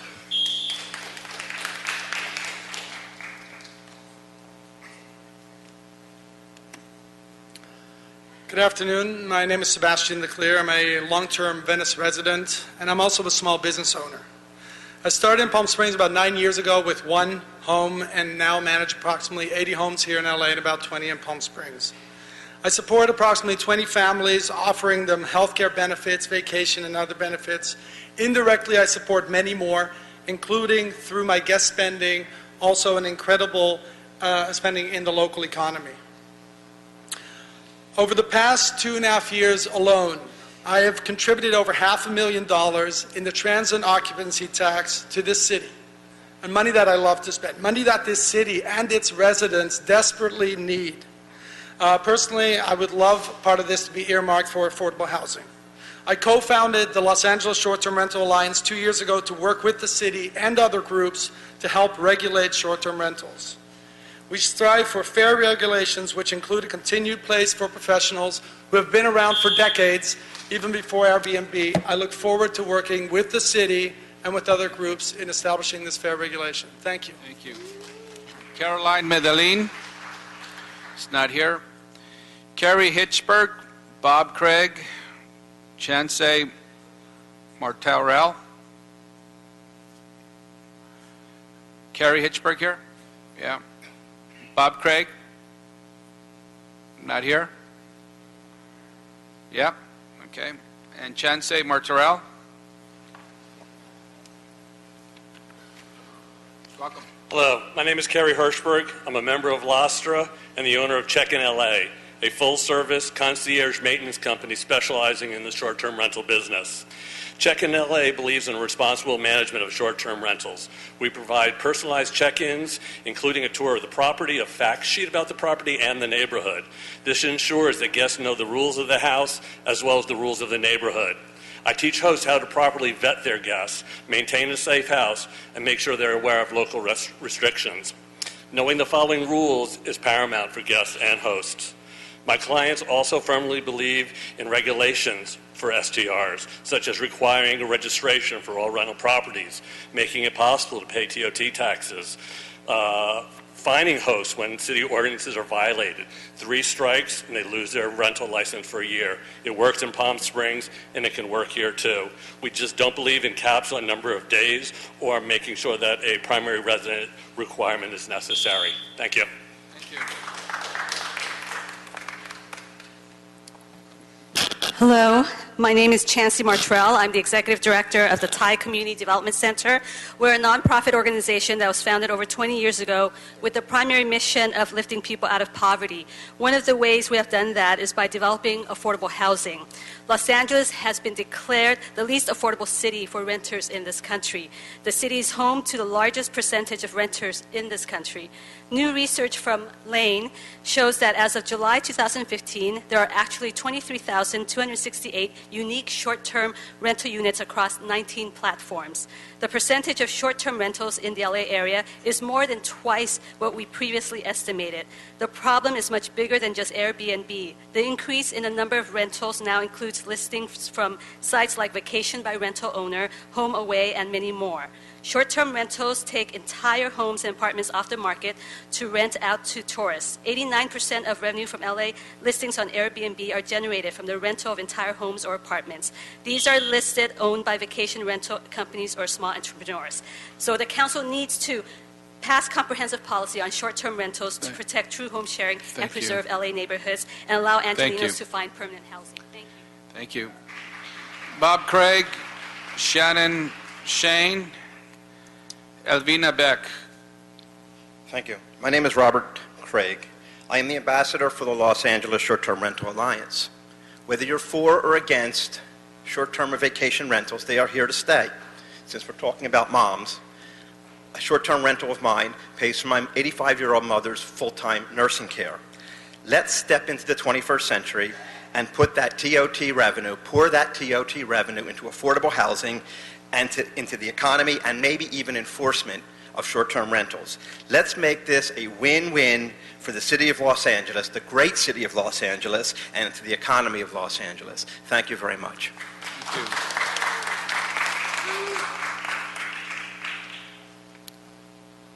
My name is Alvina Beck. I've been in LA for 10 years, a host on Airbnb since 2009, and I started as a way to pay my rent, but then it turned into my life passion and career.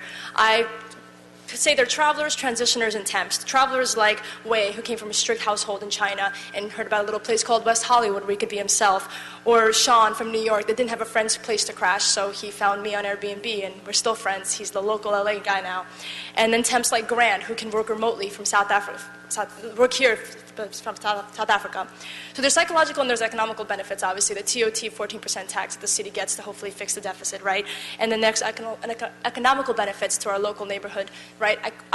These people eat, drink, consume and I get to recommend the best coffee shops and places for them to go. So there's kind of economical and psychological benefits to Airbnb, and allows me to sit on my board in Central Hollywood Neighborhood Council, allows me to work in production, allows me to have a career.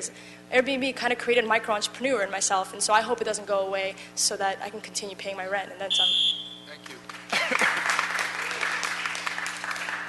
Shannon Shane, not here? Shue? Yes, S-H-U-E, okay. You also have Ann Mija Jolet, but it's only one speaker per card, so if... I understand. Mija, was it Mija? Mira, that's fine, I'm just standing here. Okay, if you... Hello, City Council members and fellow community members. We're here to have you consider people like us when you draft the final legislation on home sharing. We're residents of Leimert Park and Airbnb hosts since 2011.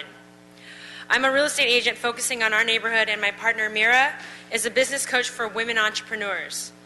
Like many millennials, we decided to pursue entrepreneurship after leaving our corporate jobs and bootstrapping our living expenses by hosting our second bedroom. 2 years ago, Mira proposed to me, and we didn't have any extra money. So we raised our funds for the wedding from home sharing. Now with the legal right to marry in all 50 states, we're excited to tie the knot next month on September 18th.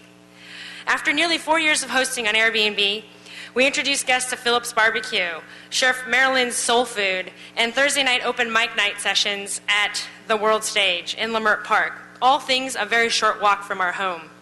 Airbnb has enabled us to pursue our dreams as entrepreneurs, meet amazing people, and create a future for ourselves. We ask that you allow Airbnb hosts in Los Angeles to continue to build a future by writing clear and fair legislation to include responsible ambassadors like us. Thank you. Congratulations.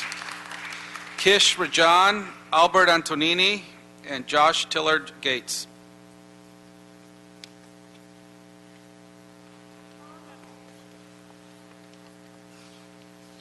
Thank you, Mr. Chair, Council members. Kish Rajan with Cal Innovates. Urging you to, in your deliberations, keep in mind the very positive economic impacts on everyday people in Los Angeles of home sharing. Both for the hosts, which as you're hearing are overwhelmingly middle-class folks renting out a room in their own home to generate money that they can really use, and with local neighborhood businesses. You see, most of the Airbnb listings exist outside of the traditional hotel districts, which means that of the hundreds of millions of dollars of economic impact that those rentals are having from the tourist economy, a very large percentage of those are going to neighborhood, local small businesses that otherwise might not ever benefit from the tremendous tourism dollars that come to Los Angeles. And then finally, by continuing to promote this global city as a world-class destination for tourism, the tourism economy, what we can do here is grow the pie so you can have significant economic impacts for the traditional tourist economy, but expand it into the hands of everyday neighborhood local businesses, and that's a good thing. We appreciate your consideration. Thank you.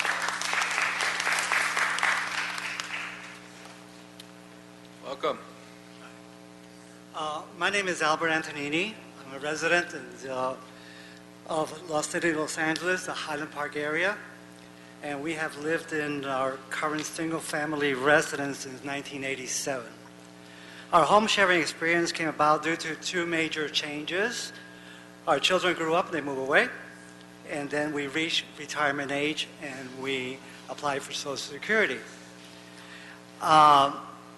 We are now grandparents of 6 children, and we're primarily living off Social Security. However, the home sharing income has been a blessing for us.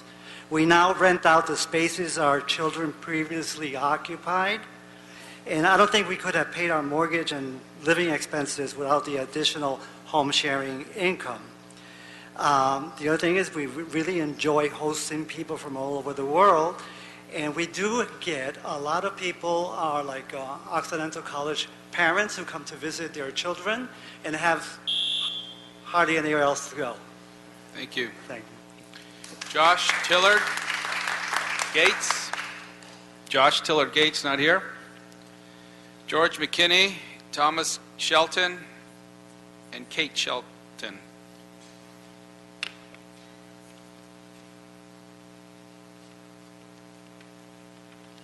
Good afternoon, everyone. My name is George McKinney, and I'm here to read a letter from Tribal Cafe, just located on down the street from the owner there.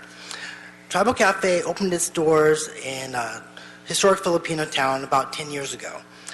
We promoted the notion of tribalism, the idea of each of us giving back to the community and reaching our tribal roots, promoting eating healthy habits, promoting community and inclusiveness.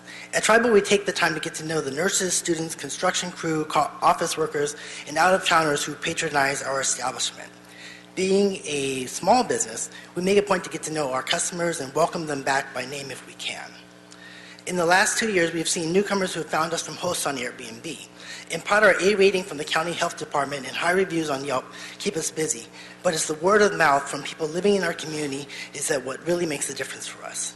We want to thank you for making Los Angeles an international city that works for small businesses like ours, and these services and their guests are welcome in Echo Park and at Tribal Cafe.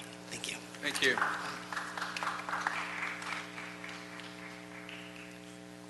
Hi, my name's Tom Shelton. I'm a homeowner in Highland Park, and I'm one of those folks who's able to afford their mortgage because of home sharing.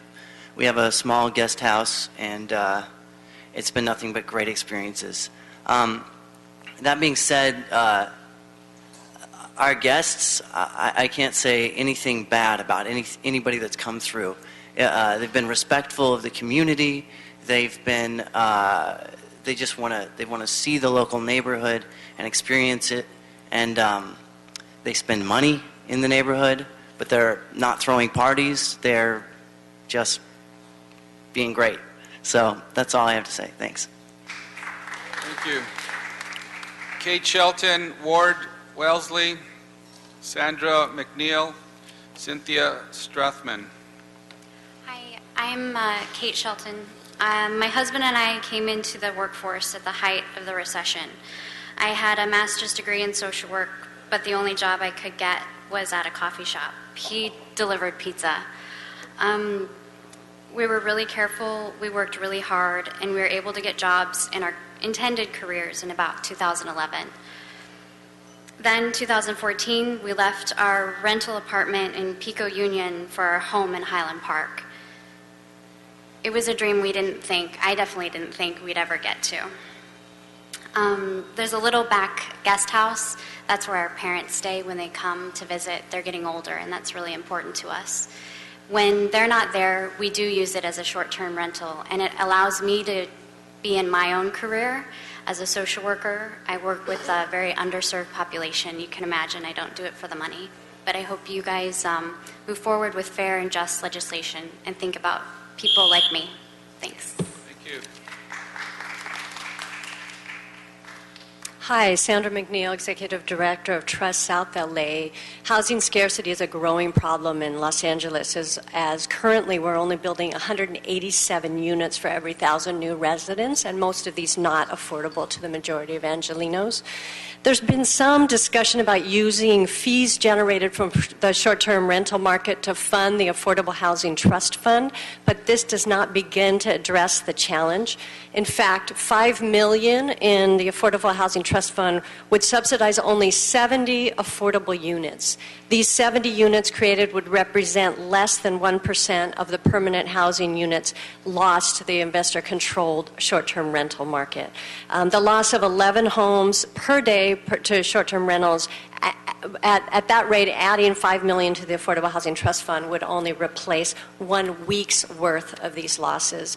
I encourage Council to address the challenges that the short-term rental market presents to housing Angelenos and not create short-sighted and inadequate response because of the undeniable need to find sources for the Affordable Housing Trust Fund. Thank you.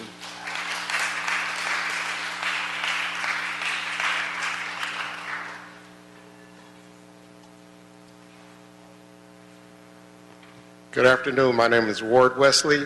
I am an American disabled veteran. I live in the 8th District, South Los Angeles, and I am currently an Airbnb host, and I do support home sharing because home sharing has put me in a position to be able to facilitate my income and to help me with expenses as they relate to my disability, and I appreciate the time that you've allowed us to be able to share. I would also like to say that all of the Airbnb customers that I've had, They've been people that have been working on PhDs. I had a person that came in, she was an architect, and South Los Angeles provided a good location for people that were in transit from their destinations to be able to get to their workplace and to complete their education. And I thank you for your time. Thank you. Cynthia Strachman, David Eisner, Josh Donato, and Susan Schatz.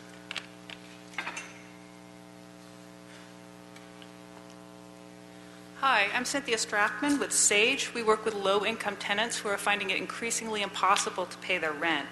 Los Angeles, by some studies, has been declared the least affordable city for renters in the country.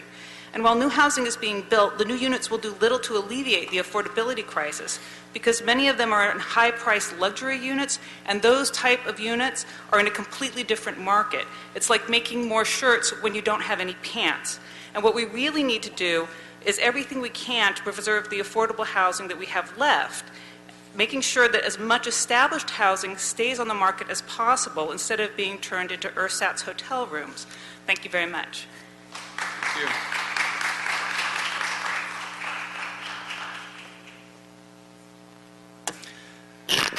Hi, I'm Josh DiDonato, a homeowner in Highland Park. I'm a stand-up comedian. Thank you, Your Eminence, for having us. I've been renting out rooms to comedian friends of mine and using home sharing for a few years. And it's just been really great. It's been a great way to introduce people into the neighborhood. Shout out to Donut Friend in Highland Park. And a college student who is coming to LA for an internship for 3 months just can't afford like $100 a night to stay in a place. So I've met a lot of really cool people from doing it, and I do think that it should be regulated, and I want to be able to keep sharing my home. And you know, I didn't know that there was going to be a chance to do terrible comedy here, so I didn't prepare anything. But the other guys, they were pretty weird. All right, Guy, thanks.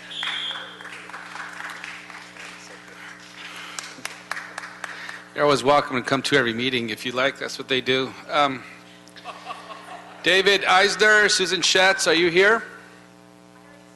You already spoke. Thank you. Our last cards are Ben Preislich, or Bob Preislich, Melissa Diner, Lino Wien, and David Owen.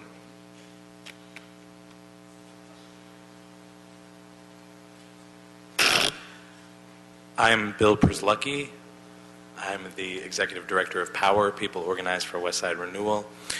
I just wanted to reiterate that we are here in support of our allies at Keep Neighborhoods First and all of the folks in Venice and throughout the city who are supporting the motion to preserve our affordable housing, to regulate short-term rentals, and I just wanted to add one more technical note. West of Lincoln Boulevard in the coastal zone, the Mello Act, the state law, and the city's interim procedures prohibit the conversion of residential housing to commercial housing. So any ordinance that you craft should take into account that west of Lincoln Boulevard you can't do any conversion. So true home sharing is one thing, but when you're taking entire apartment buildings or individual units and turning them into de facto hotels, that is just not legal in the coastal zone. The state of California has told us that. Thank you. Thank you.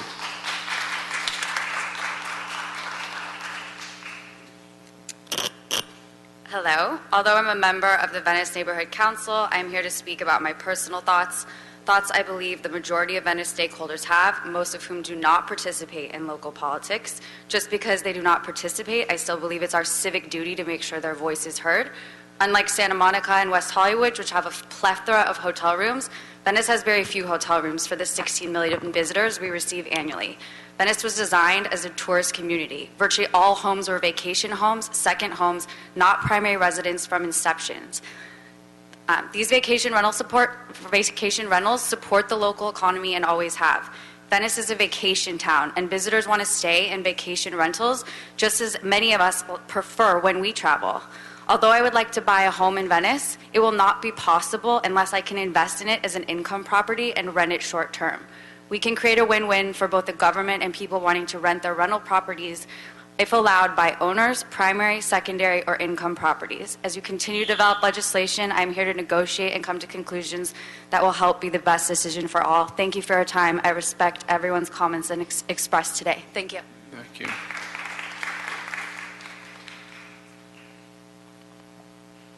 Hi, my name is Lino Vian. I'm a 13-year Venice homeowner and resident. I've been renting out our back house now for many years on several of the sites, and I recommend making it easier to collect the TOT taxes and use that money for affordable housing. I think it would definitely help. We use the money that we earn from Airbnb to sort of keep up the property and improve our house on the street, and I think a lot of our neighbors do the same. So it's definitely helped us out. Thanks a lot.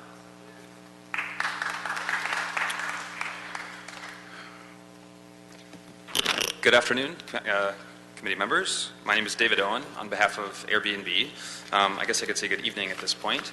I want to start by thanking and commending the sponsors of the motion for moving this issue forward, for taking a thoughtful approach, as well as the City Administrator's Office and many other staff who've thought about this issue. There's a lot of confusion as I've spent now a year and a half talking with folks in city government about what is and isn't okay, what the law does and doesn't say, and for the average person just reading that zoning code would be confusing. So I think it's great that the first portion of this motion is clarifying and clearly changing the law to let all Angelinos know what is and isn't allowable. I want to take a moment to talk about affordable housing. It's been an issue that everyone has discussed today. The Lane study, which some of you have seen and which is the basis for a lot of what folks have said here today, is based on a very flawed premise. The gentleman who spoke here before me, according to Lane, his home is a unit of housing that has been removed from the market. When you hear these numbers, like 11 units of housing a day are being removed, that's who that study is talking about. It's fundamentally flawed, and we need to have a fact-based conversation about these issues, about what really goes on in our community and our platform in Los Angeles. It's been a long day here. Thank you very much for your time. Thank you. There's one more card. Ronnie Mickle. That's the final card. Thank you.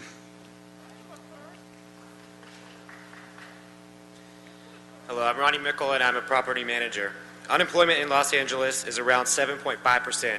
Placing unfair regulations on short-term rentals could easily add another 5,000 to 10,000 people to the unemployment rolls.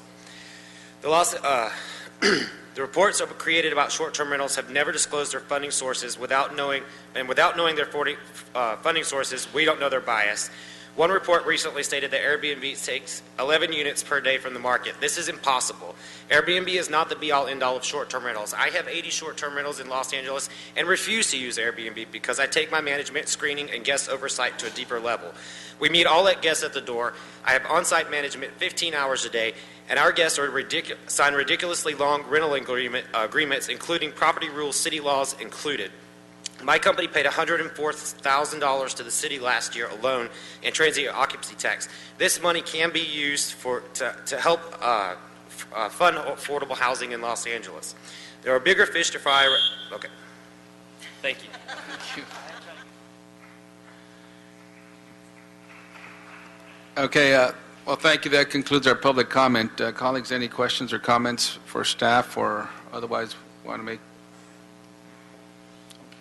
No? Anything? Okay, well, with that, this public comment was very helpful to guide our staff and certainly the decision makers when this comes back to the full committee. And I think this does give us a great opportunity to move forward and to finally acknowledge the growing impacts of the short-term rental industry, and with it, usher in appropriate regulations that will allow the city to preserve valuable renter units and also allow for significant new tax revenue for the city. I'll recommend that we go ahead and move the motion and direct city planning to report back after having held at least 3 public outreach meetings across the city, and to thoroughly, as the motion asks, to thoroughly assess the potential impacts to existing housing supply and in particular to RSO units, and to develop a clear and simple enforcement mechanism to effectively limit short-term rentals to primary residences only. That's what the motion is requesting. And also that we refer this motion to HCID as requested by Councilmember Cedillo. Any objections to that? Okay. Second by Mr. Cedillo. So ordered. Thank you very much. And we will hope to fast track this as quickly as possible. So I'm asking the planning department to please hold those stakeholder meetings within the city as quickly as possible, and to come back to this committee along with HCID, and the committee. The chair of the HCID committee is here, so I'm sure he will host and hear this motion as soon as possible in his committee, and we'll be back to thoroughly discuss this at that time when we get a draft ordinance from the planning department and our city attorney. Okay, so ordered. Thank you. Next item. Next item is item 4, Councilman. It's a draft ordinance prepared by city planning to regulate backyard beekeeping in single-family zones. Great, thank you. And is staff here to give a very brief overview of this item, please?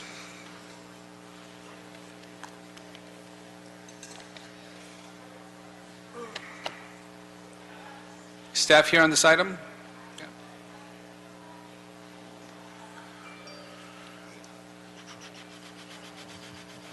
Welcome.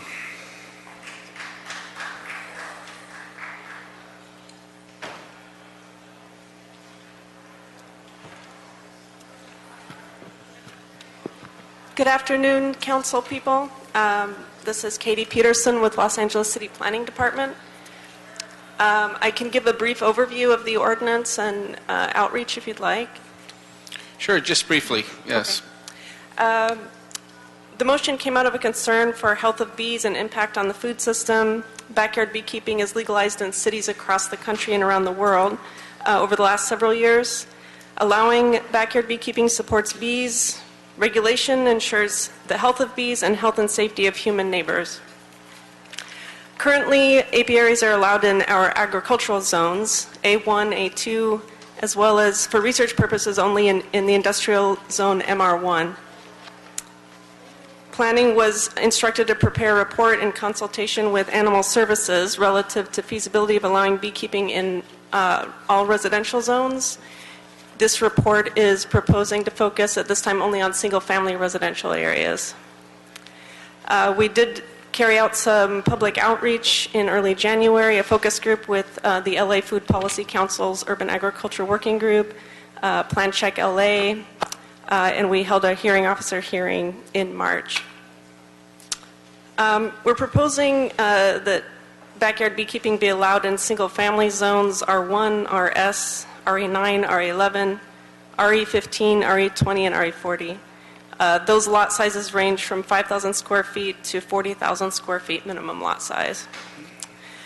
We carried out research around beekeeping in other cities. We looked at regulations in close to a dozen other cities, including some in Southern California. Common regulations address setback of the hive from lot lines, some 6-foot barrier between the hive and adjacent lots, or an 8-foot grade difference. And some require only one of the above, some have none, and some have additional regulations. The city and county of San Francisco and New York City, for example, allow beekeeping with no zoning regulations, and it's just regulated by their health department. So we came up with a set of regulations tailored for the City of Los Angeles after looking at regulations around the country. We're proposing, including as a requirement, registration as beekeeper with County of Los Angeles, which is already required by the county.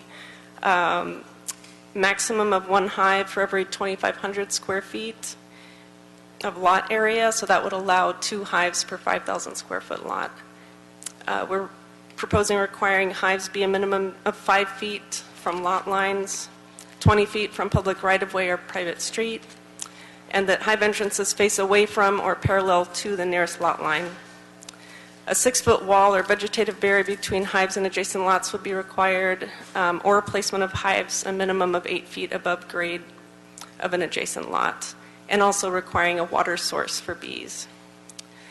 We're also proposing adding 4 new definitions to clarify definition of apiary. It's currently referred to in the code but not defined, and that would refer to the agricultural zones, which currently don't have any regulations. We're leaving those alone.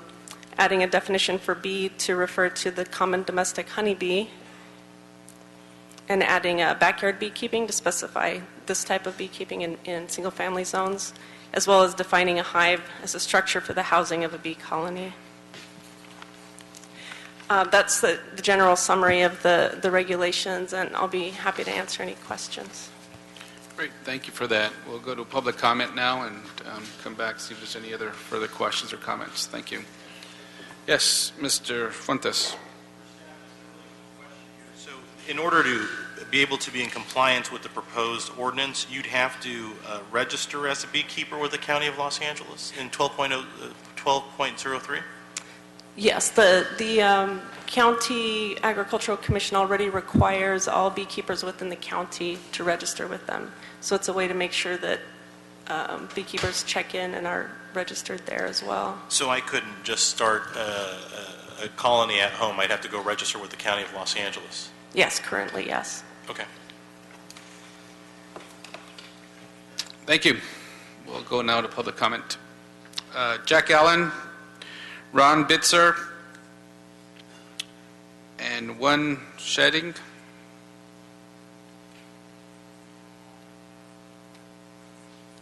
Thank you. I'm Jack Allen, president of the Palisades Preservation Association. Several years ago, I had 2 children visiting me and playing in the backyard. One of them came in complaining that they'd been stung by a bee. I began to remove the stinger when the child suddenly went into an anaphylactic shock, and I knew what that was. Being an instructor in first aid, I had an ephedrine syringe handy. I got it out of my first aid kit, administered it, and then we immediately rushed the child to a hospital where the doctors told us that if I hadn't have done what I did, the child would have died. Now, more people die every year from bee stings than do from shock from peanuts allergies. More people die from more people die from bees than they do from snake bite. Thank you. So the whole point is we don't need to put these in a residential area as a hobby. Thank you. Ron Bitzer and Shedding. Ron Bitzer? You here? Not here? W.M. Shedding or? William. Hi, William Shedding. I'm a resident of Mar Vista, and I'm on the Mar Vista Neighborhood Council, but I'm not speaking on behalf, I'm speaking as a member of the public. 3 years ago, Mar Vista Community Council was approached by honeylove.org and suggested that we put a proposal to our city, and we did, and many other neighborhood councils have followed that. And so I stood up and said I'd have a beehive, and I do have one. I've had one for 3 years. If a beehive is properly managed by the owner of the bees, there's very little risk to anybody. There's plenty of feral bees, and there's plenty of wasps and other insects around that cause trouble. For example, mosquitoes. But none of my bees have ever given anybody Lyme's disease, to my knowledge. Africanized bees is always a specter that's raised. But Africanized bees aren't managed. If my hive becomes aggressive, I can go in and kill a queen, install a new queen, and then with 3 or 4 weeks I've got a regular normal hive. So I would suggest that the regulations be put into effect and that you propose this, move this forward for proposal. And I support it. Thank you. Sherry Ackers, Keith Roberts, Jeremy Jensen. Hi, I'm Sherry Akers. I'm also with the Mar Vista Community Council as a director at large, but I'm here speaking on my own behalf. supporting the legalization of beekeeping in R1 zones. We, as Bill mentioned, collaborated on the feasibility study, and we spent 2 years studying the issue closely and did a tremendous amount of community outreach, conducting even online surveys, and our community has overwhelmingly shown support for this motion. Not only are we not alarmed that we might have home beekeepers, we actually feel much safer. The greater concern is feral beehives that are already there, like the previous speaker spoke about, and having experienced beekeepers in our community has been a huge bonus. Honeylove has a hotline that we can call to have somebody experienced come out and move a feral hive. So thank you so much for considering this. I'm excited that we'll be able to join major cities like Seattle, New York, Chicago, Denver, and nearby Santa Monica as we take this step to protect our planet, nurture the pollinators that are so desperately needed, and also our food supply. Thank you. Thank you. Next. Thank you. My name is Keith Roberts. I am the president of the Los Angeles County Beekeeping Association. Beekeeping is an ancient craft that has been around and being practiced throughout the entire city, and it's being done safely. The club that I serve has been around since 1873. That's a lot of bees, and that's a lot of their keepers over a very long time. We support the legalization of urban beekeeping in Los Angeles and hope that this city will join the chorus of other cities such as Culver City, Santa Monica, San Francisco, just to name a few, so that residents in this city may also enjoy this wonderful craft. Thank you very much for the planning department. They did a great job gathering all the facts and getting input. Thank you very much for your time. Thank you. Jeremy Jensen, Christy Wilhelmi, Susan Klenner. Hi, I'm Jeremy Jensen. I'd like to thank the committee for their time today and hearing this. I'm the Vice President of the Los Angeles County Beekeepers Association, and I'm here in support of the ordinance on the table. Beekeeping is a safe practice when done responsibly, and the ordinance does have provisions to do it responsibly. I'd also like to say that as bees are diminishing, having urban beekeepers and more bees in our cities is good for everybody. It's good for agriculture, and it's good for the city. Thank you. Thank you.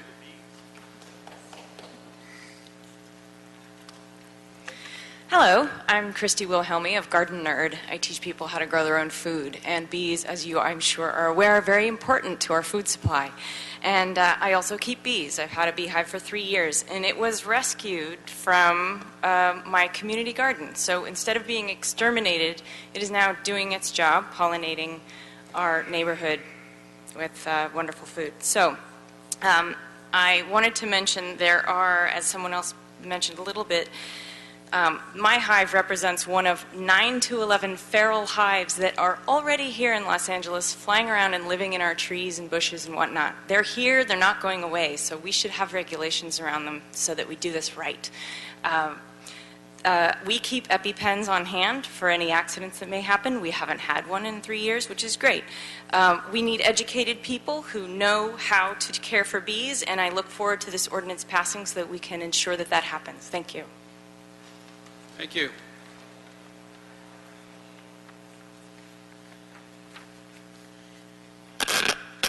Hello, I'm Susan Klenner. I'm from Woodland Hills.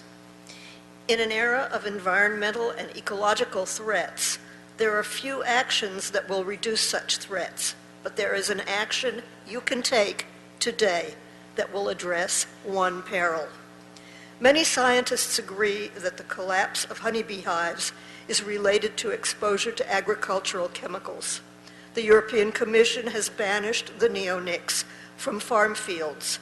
Regulators on this side of the Atlantic, beholden to such companies as Bayer and Monsanto, have not been as visionary as their European colleagues. Sadly, we witnessed the massive die-off of the tiny creatures responsible for the production of about a third of our food supply. The chemicals which kill both beneficial and harmful insects in the farm fields of our countryside are much less prevalent in urban areas. So, thank you very much. I urge you to approve residential beekeeping municipal code amendment and to send it flying forward to the full city council for enforcement into law. Thank you. Matthew Du Bois. Paul Heikemeier and Tyson Kaiser.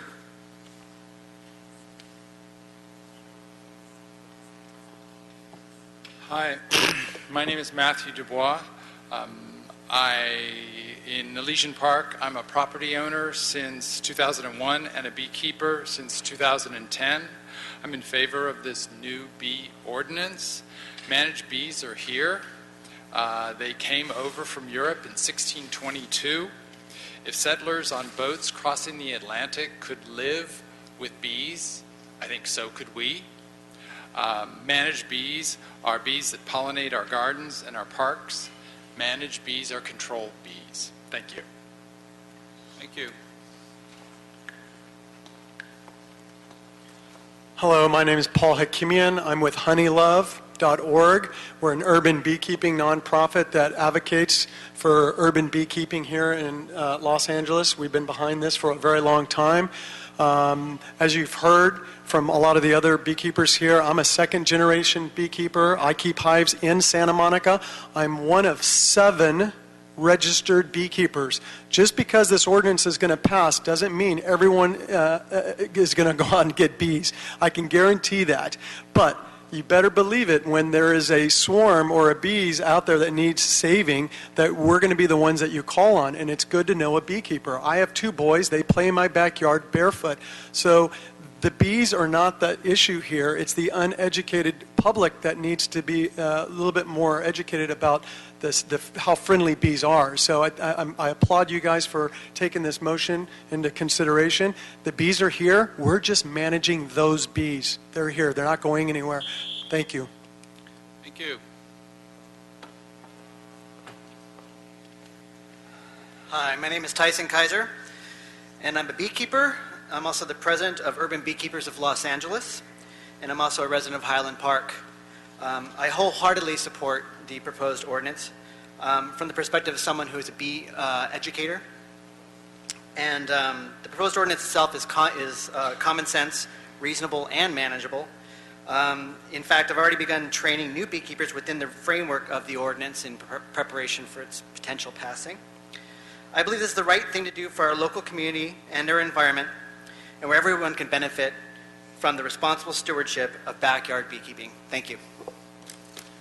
Thank you. Max Wong, Siebes Bailey, Rabbi Jonathan Klein.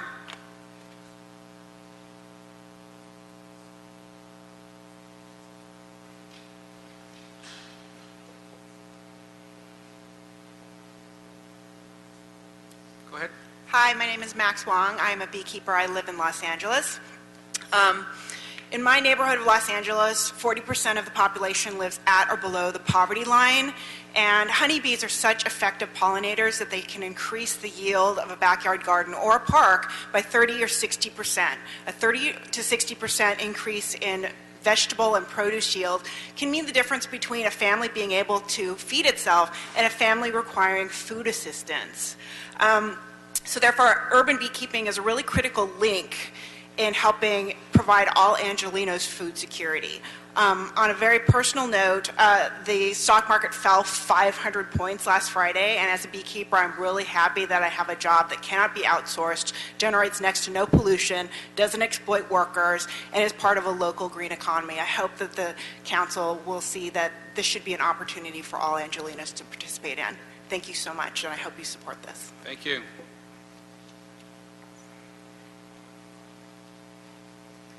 Hi, my name is Siebes Bailey. I live in Rancho Park, and I'm an urban beekeeper, and I also do extensive work with the nonprofit Honey Love. I totally support the motion as it is written. I went to a mind-numbingly number of neighborhood councils, and really all of them were met with a resounding approval. The bees are here to stay. They're already here. We just want to make it better. One of the ways we do that is through education. We do multiple workshops a month. I go to a bunch of schools. The key to it is education, teaching people how to do it properly, and we're here to do that. Thanks very much for your time and your consideration.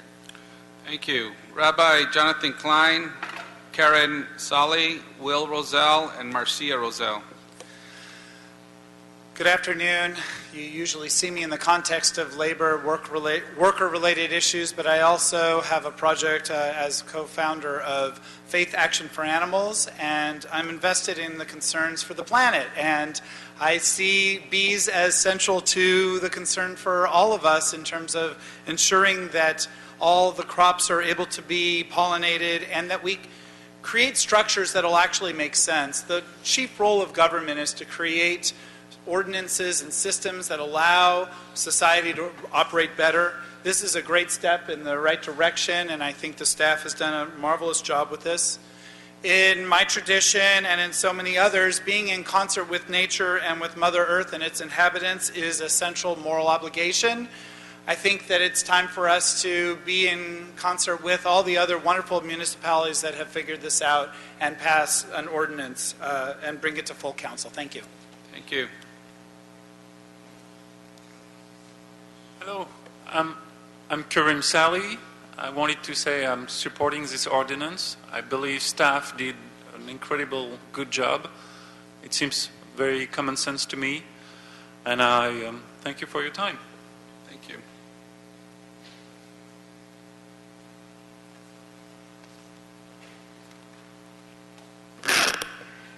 Thank you, members of the council, for this opportunity to be heard. My name is Marcia Roselle.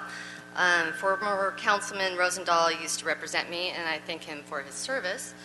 I understand he was an active backyard beekeeper, and I appreciate his passion.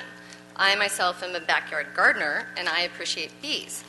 That said, 2 of my children are severely allergic to honeybee stings. So when I think bees, I think safety.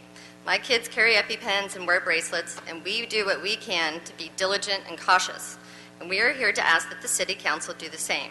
We're asking that you please take the time to redraft the proposed residential beekeeping ordinance. We feel the City Council has an obligation to the people of Los Angeles to write a carefully considered and comprehensive ordinance. We need an ordinance with clearly defined regulations that promote responsibility, safety, accountability, and enforcement. We are looking to protect both people and bees. Thank you. Thank you. Will Roselle, Dale Wilcox, Harvey Slater, and Susan Rudnicki. Thank you, council members, for letting me speak. I'm Will Roselle, and I live in Palisades. I go to Loyola High School. I'm a senior there. I'm deathly allergic to bees. I carry EpiPens everywhere I go. I wear a bracelet. Personally, around schools in my house, I don't know about not being let know that there could be bees 5 feet away from any property line, and neither do my friends. And at the last city council meeting I was speaking at, everyone in the community agreed that they would like to at least be let know. I would also, for the rules, I think more people should get certified, because when I have to drive my car, I had to take a license test, and I don't see the there's just as high danger, especially to me, for being stung by a bee as myself getting in a crash. Thank you. Thank you. Dale Wilcox. Why don't we go with the other speakers? Harvey Slater, Susan Rudnicki, and then Dale Wilcox will walk up. Good afternoon. I'm thankful to have an opportunity to speak on 2 things today. I am not a beekeeper, but I would certainly like to know that I can keep bees. I am an organic food gardener.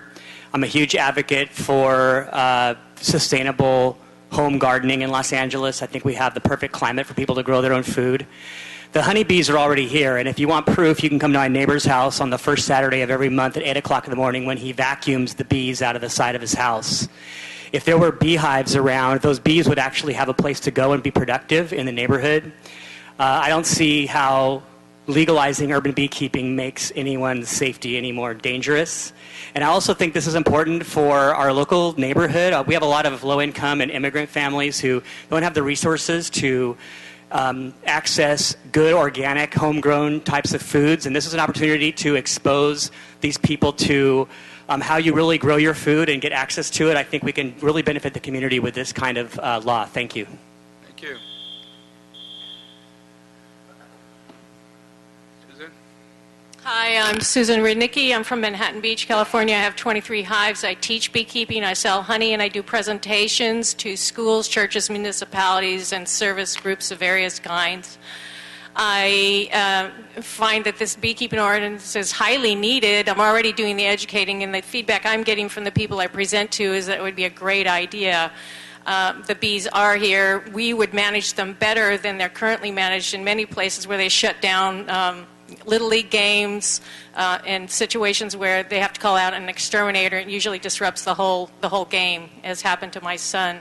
So I would really urge you to consider that this is a good thing and allow beekeepers to do something above board, because there are a lot of people just doing it underneath the radar. Thank you. Thank you. So our last speakers, Dale Wilcox, Ruth Askred, Lee Williams, and Wayne from Encino. Good morning. Or good afternoon, Council. I'm Dale Wilcox, an urban and rural beekeeper and an instructor here in Los Angeles. And the volunteer and professional beekeepers who helped draft this ordinance is an embarrassment to our profession. These tongue-in-cheek posters that you have are serious, but they are delivered to you personally, and each one of these pictures demonstrate the inadequacies for the general health and safety of our residents. I personally delivered the vital, necessary changes, which you have in front of you now. So please consider the insurance of our safety and well-being for our children, who is allergic to bees, deathly allergic, not just sting, it hurts. This is a serious issue. And the hobbyists who want to infringe their things, consider that. And the potential of the people who are unaware. Please consider the safety of those who want to opt out. I'm opposed as written. Thank you. Ruth?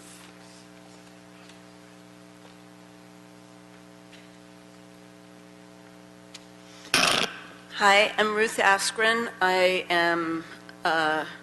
live in Mid-City. I went to Palisades High School.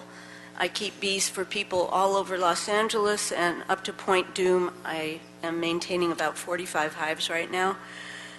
Beekeeping in the city of Los Angeles is part of a dream of Los Angeles, with fruit trees and a living river and people who care for nature and are in touch with things that are wild. The hundreds of feral colonies that are already here should be rehomed by beekeepers, and this is possible if we have an ordinance that makes it legal to have bees, where training and educating people is above board and part of the way that everyone works in the city. The keeping of backyard colonies is realizable. It's possible to do it in a responsible way that keeps people safe, where everyone is communicating with each other. Thank you for all your work on this item. Lee Williams, Wayne. Hello, I'm Lee Williams. I'm a member of the Northwest San Pedro Neighborhood Council. I'm a beekeeper and occasional bee rescuer. I'm here at the urging of my neighbors who had no idea I was a beekeeper until I knocked on their door and gave them a free jar of honey. None of them want to be beekeepers themselves, but now they stop me and ask me what flowers are bee-friendly and how they could be more supportive of the bees. Beekeeping is not for everyone, but urban beekeepers benefit everyone. Bees sometimes make bad choices on where to live. Barbecue grills, water meters, attics, house walls. I do bee rescues, and sometimes folks don't want the bees to go away. After you live with them, you realize that they really don't bother you, and you just want to move them to a less intrusive place. Urban beekeeping makes the bee population safer compared to feral bees. It brings people together in support of the environment. It educates our youth. And like I said before, the Northwest San Pedro Neighborhood Council stands in support of the ordinance as written. Thank you. Thank you. Well, we're keeping busy. So, you're not going to define the size of the lot or how close in proximity houses are to one another. You're just going to let this thing go anywhere. Now, she talks about, one speaker, raising these in Point Doom. It's a rural area. It's unincorporated LA County and Ventura County. These are ranches. I have a ranch in Lake Hughes. It's 10 acres. My neighbor has 17 acres. He hosts beehives. He would never go into an urban area and do something like this the way you have it drafted. There are several proposals that can make it safe. The bee exterminator circulated the list of the things that need to be done. Go back, redraft it with these security features, especially limiting the distance between homes so these things don't get loose and kill people and the city gets sued for anaphylactic shock. Thank you. Any questions or comments? Well, let me start by saying that it's been a year and a half since the council voted to begin the analysis and code amendment process, and I'm very happy that this is before us today. And I want to thank staff for their efforts. You did a lot of great work to get us here today, and it's fitting that we actually hear this today as this past August 22nd, it was National Honey Bee Day.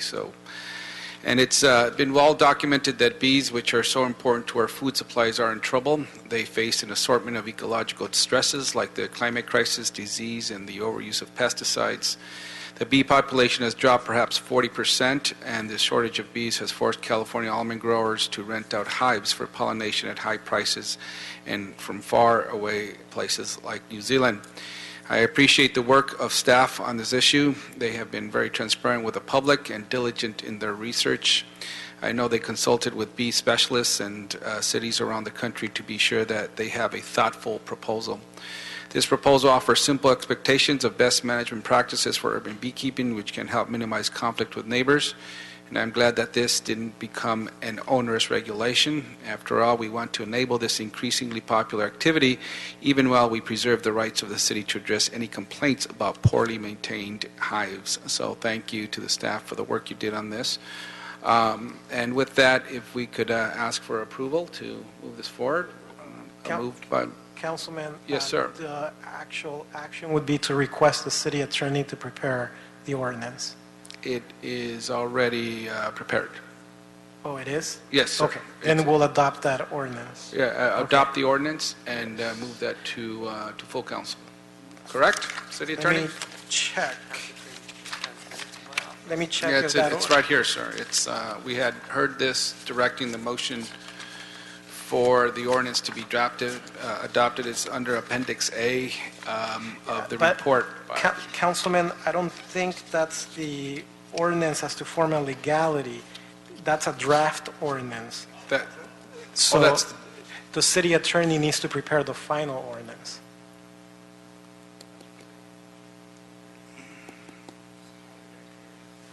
It hasn't been prepared as to form and legality. Yes, it still needs to go to the city attorney's office for form and legality. I just confirmed with the planning department. Okay, can we send this to council? Form and legality, we are adopting the ordinance as, the language is there. So we could forward it to council, and would the city attorney have the opportunity to approve it as to form and legality in the interim as it gets there? I think the normal process is that it's transmitted from this committee, and then our office transmits it back after form and legality, and then you can waive it out of Plum, and then it can go straight to council. So, how long would that take? I don't know. I haven't been working on it, but I was under the impression, my staff told me today that the ordinance was prepared and ready to go today, and I see this here. Go ahead, Mr. What is this that's before us? You have a draft ordinance, Councilman, prepared by the city planning department. So customarily, you hear that item in this committee, and then the chairman sends it over to the city attorney's office as to form and legality. Okay, so Yes. let's do that then. Yes, and I'll give the message that we need to work on this expeditiously. Yeah, this has been some time now. It's been about a year and a half or so that we've been waiting on this, and we want to get it as close as possible to National Honey Bee Day that just passed. Mr. Engler tells me there's a lot of buzz around this, so. You're suggesting, as Mr. Harris Dawson just told me that or else there will be a sting. So we'll the language is there. We just have to approve it to form and legality, whatever that means. It's just this term of art that we use here all the time, but nobody really knows what that means anyway. So we'll bring it back as soon as possible and approve it, and we'll actually waive it out of committee once that's ready and get to full council. Okay? Thank you, and for all you advocates, thank you for your work. We'll move this forward as expeditiously as possible. Thank you. So ordered. Is there public comment, Councilman, or you already took that? We did not take public comment. We do have public comment cards. John Walsh. Wayne. I hear you're waiving your right to speak right now, Wayne. Is that accurate? No? Okay. Yeah, I'm here. So, I guess you don't have your little B thing done yet. So, the problem is that you kicked out Mr. Herman in the meeting. You didn't listen to the city attorney. Now, on the B's, you didn't listen to the city attorney again. Is there going to be the charter in the city, or is everything going to be done at the whim of the chair? You can't do that. They've been telling you since 2:30 to stop doing these things. When you kick somebody out of a meeting and you call them back that they have 10 seconds left of public comment, it vitiates throwing them out. You read the charter, you cannot throw out Mr. Herman that way, and Mr. Herman should get 1 minute. He's outside right now. He should be getting his 1 minute of public comment. It's illegal to do what you did, and it's illegal for these Bs as well. Thank you. That concludes this meeting. This meeting is adjourned. Thank you.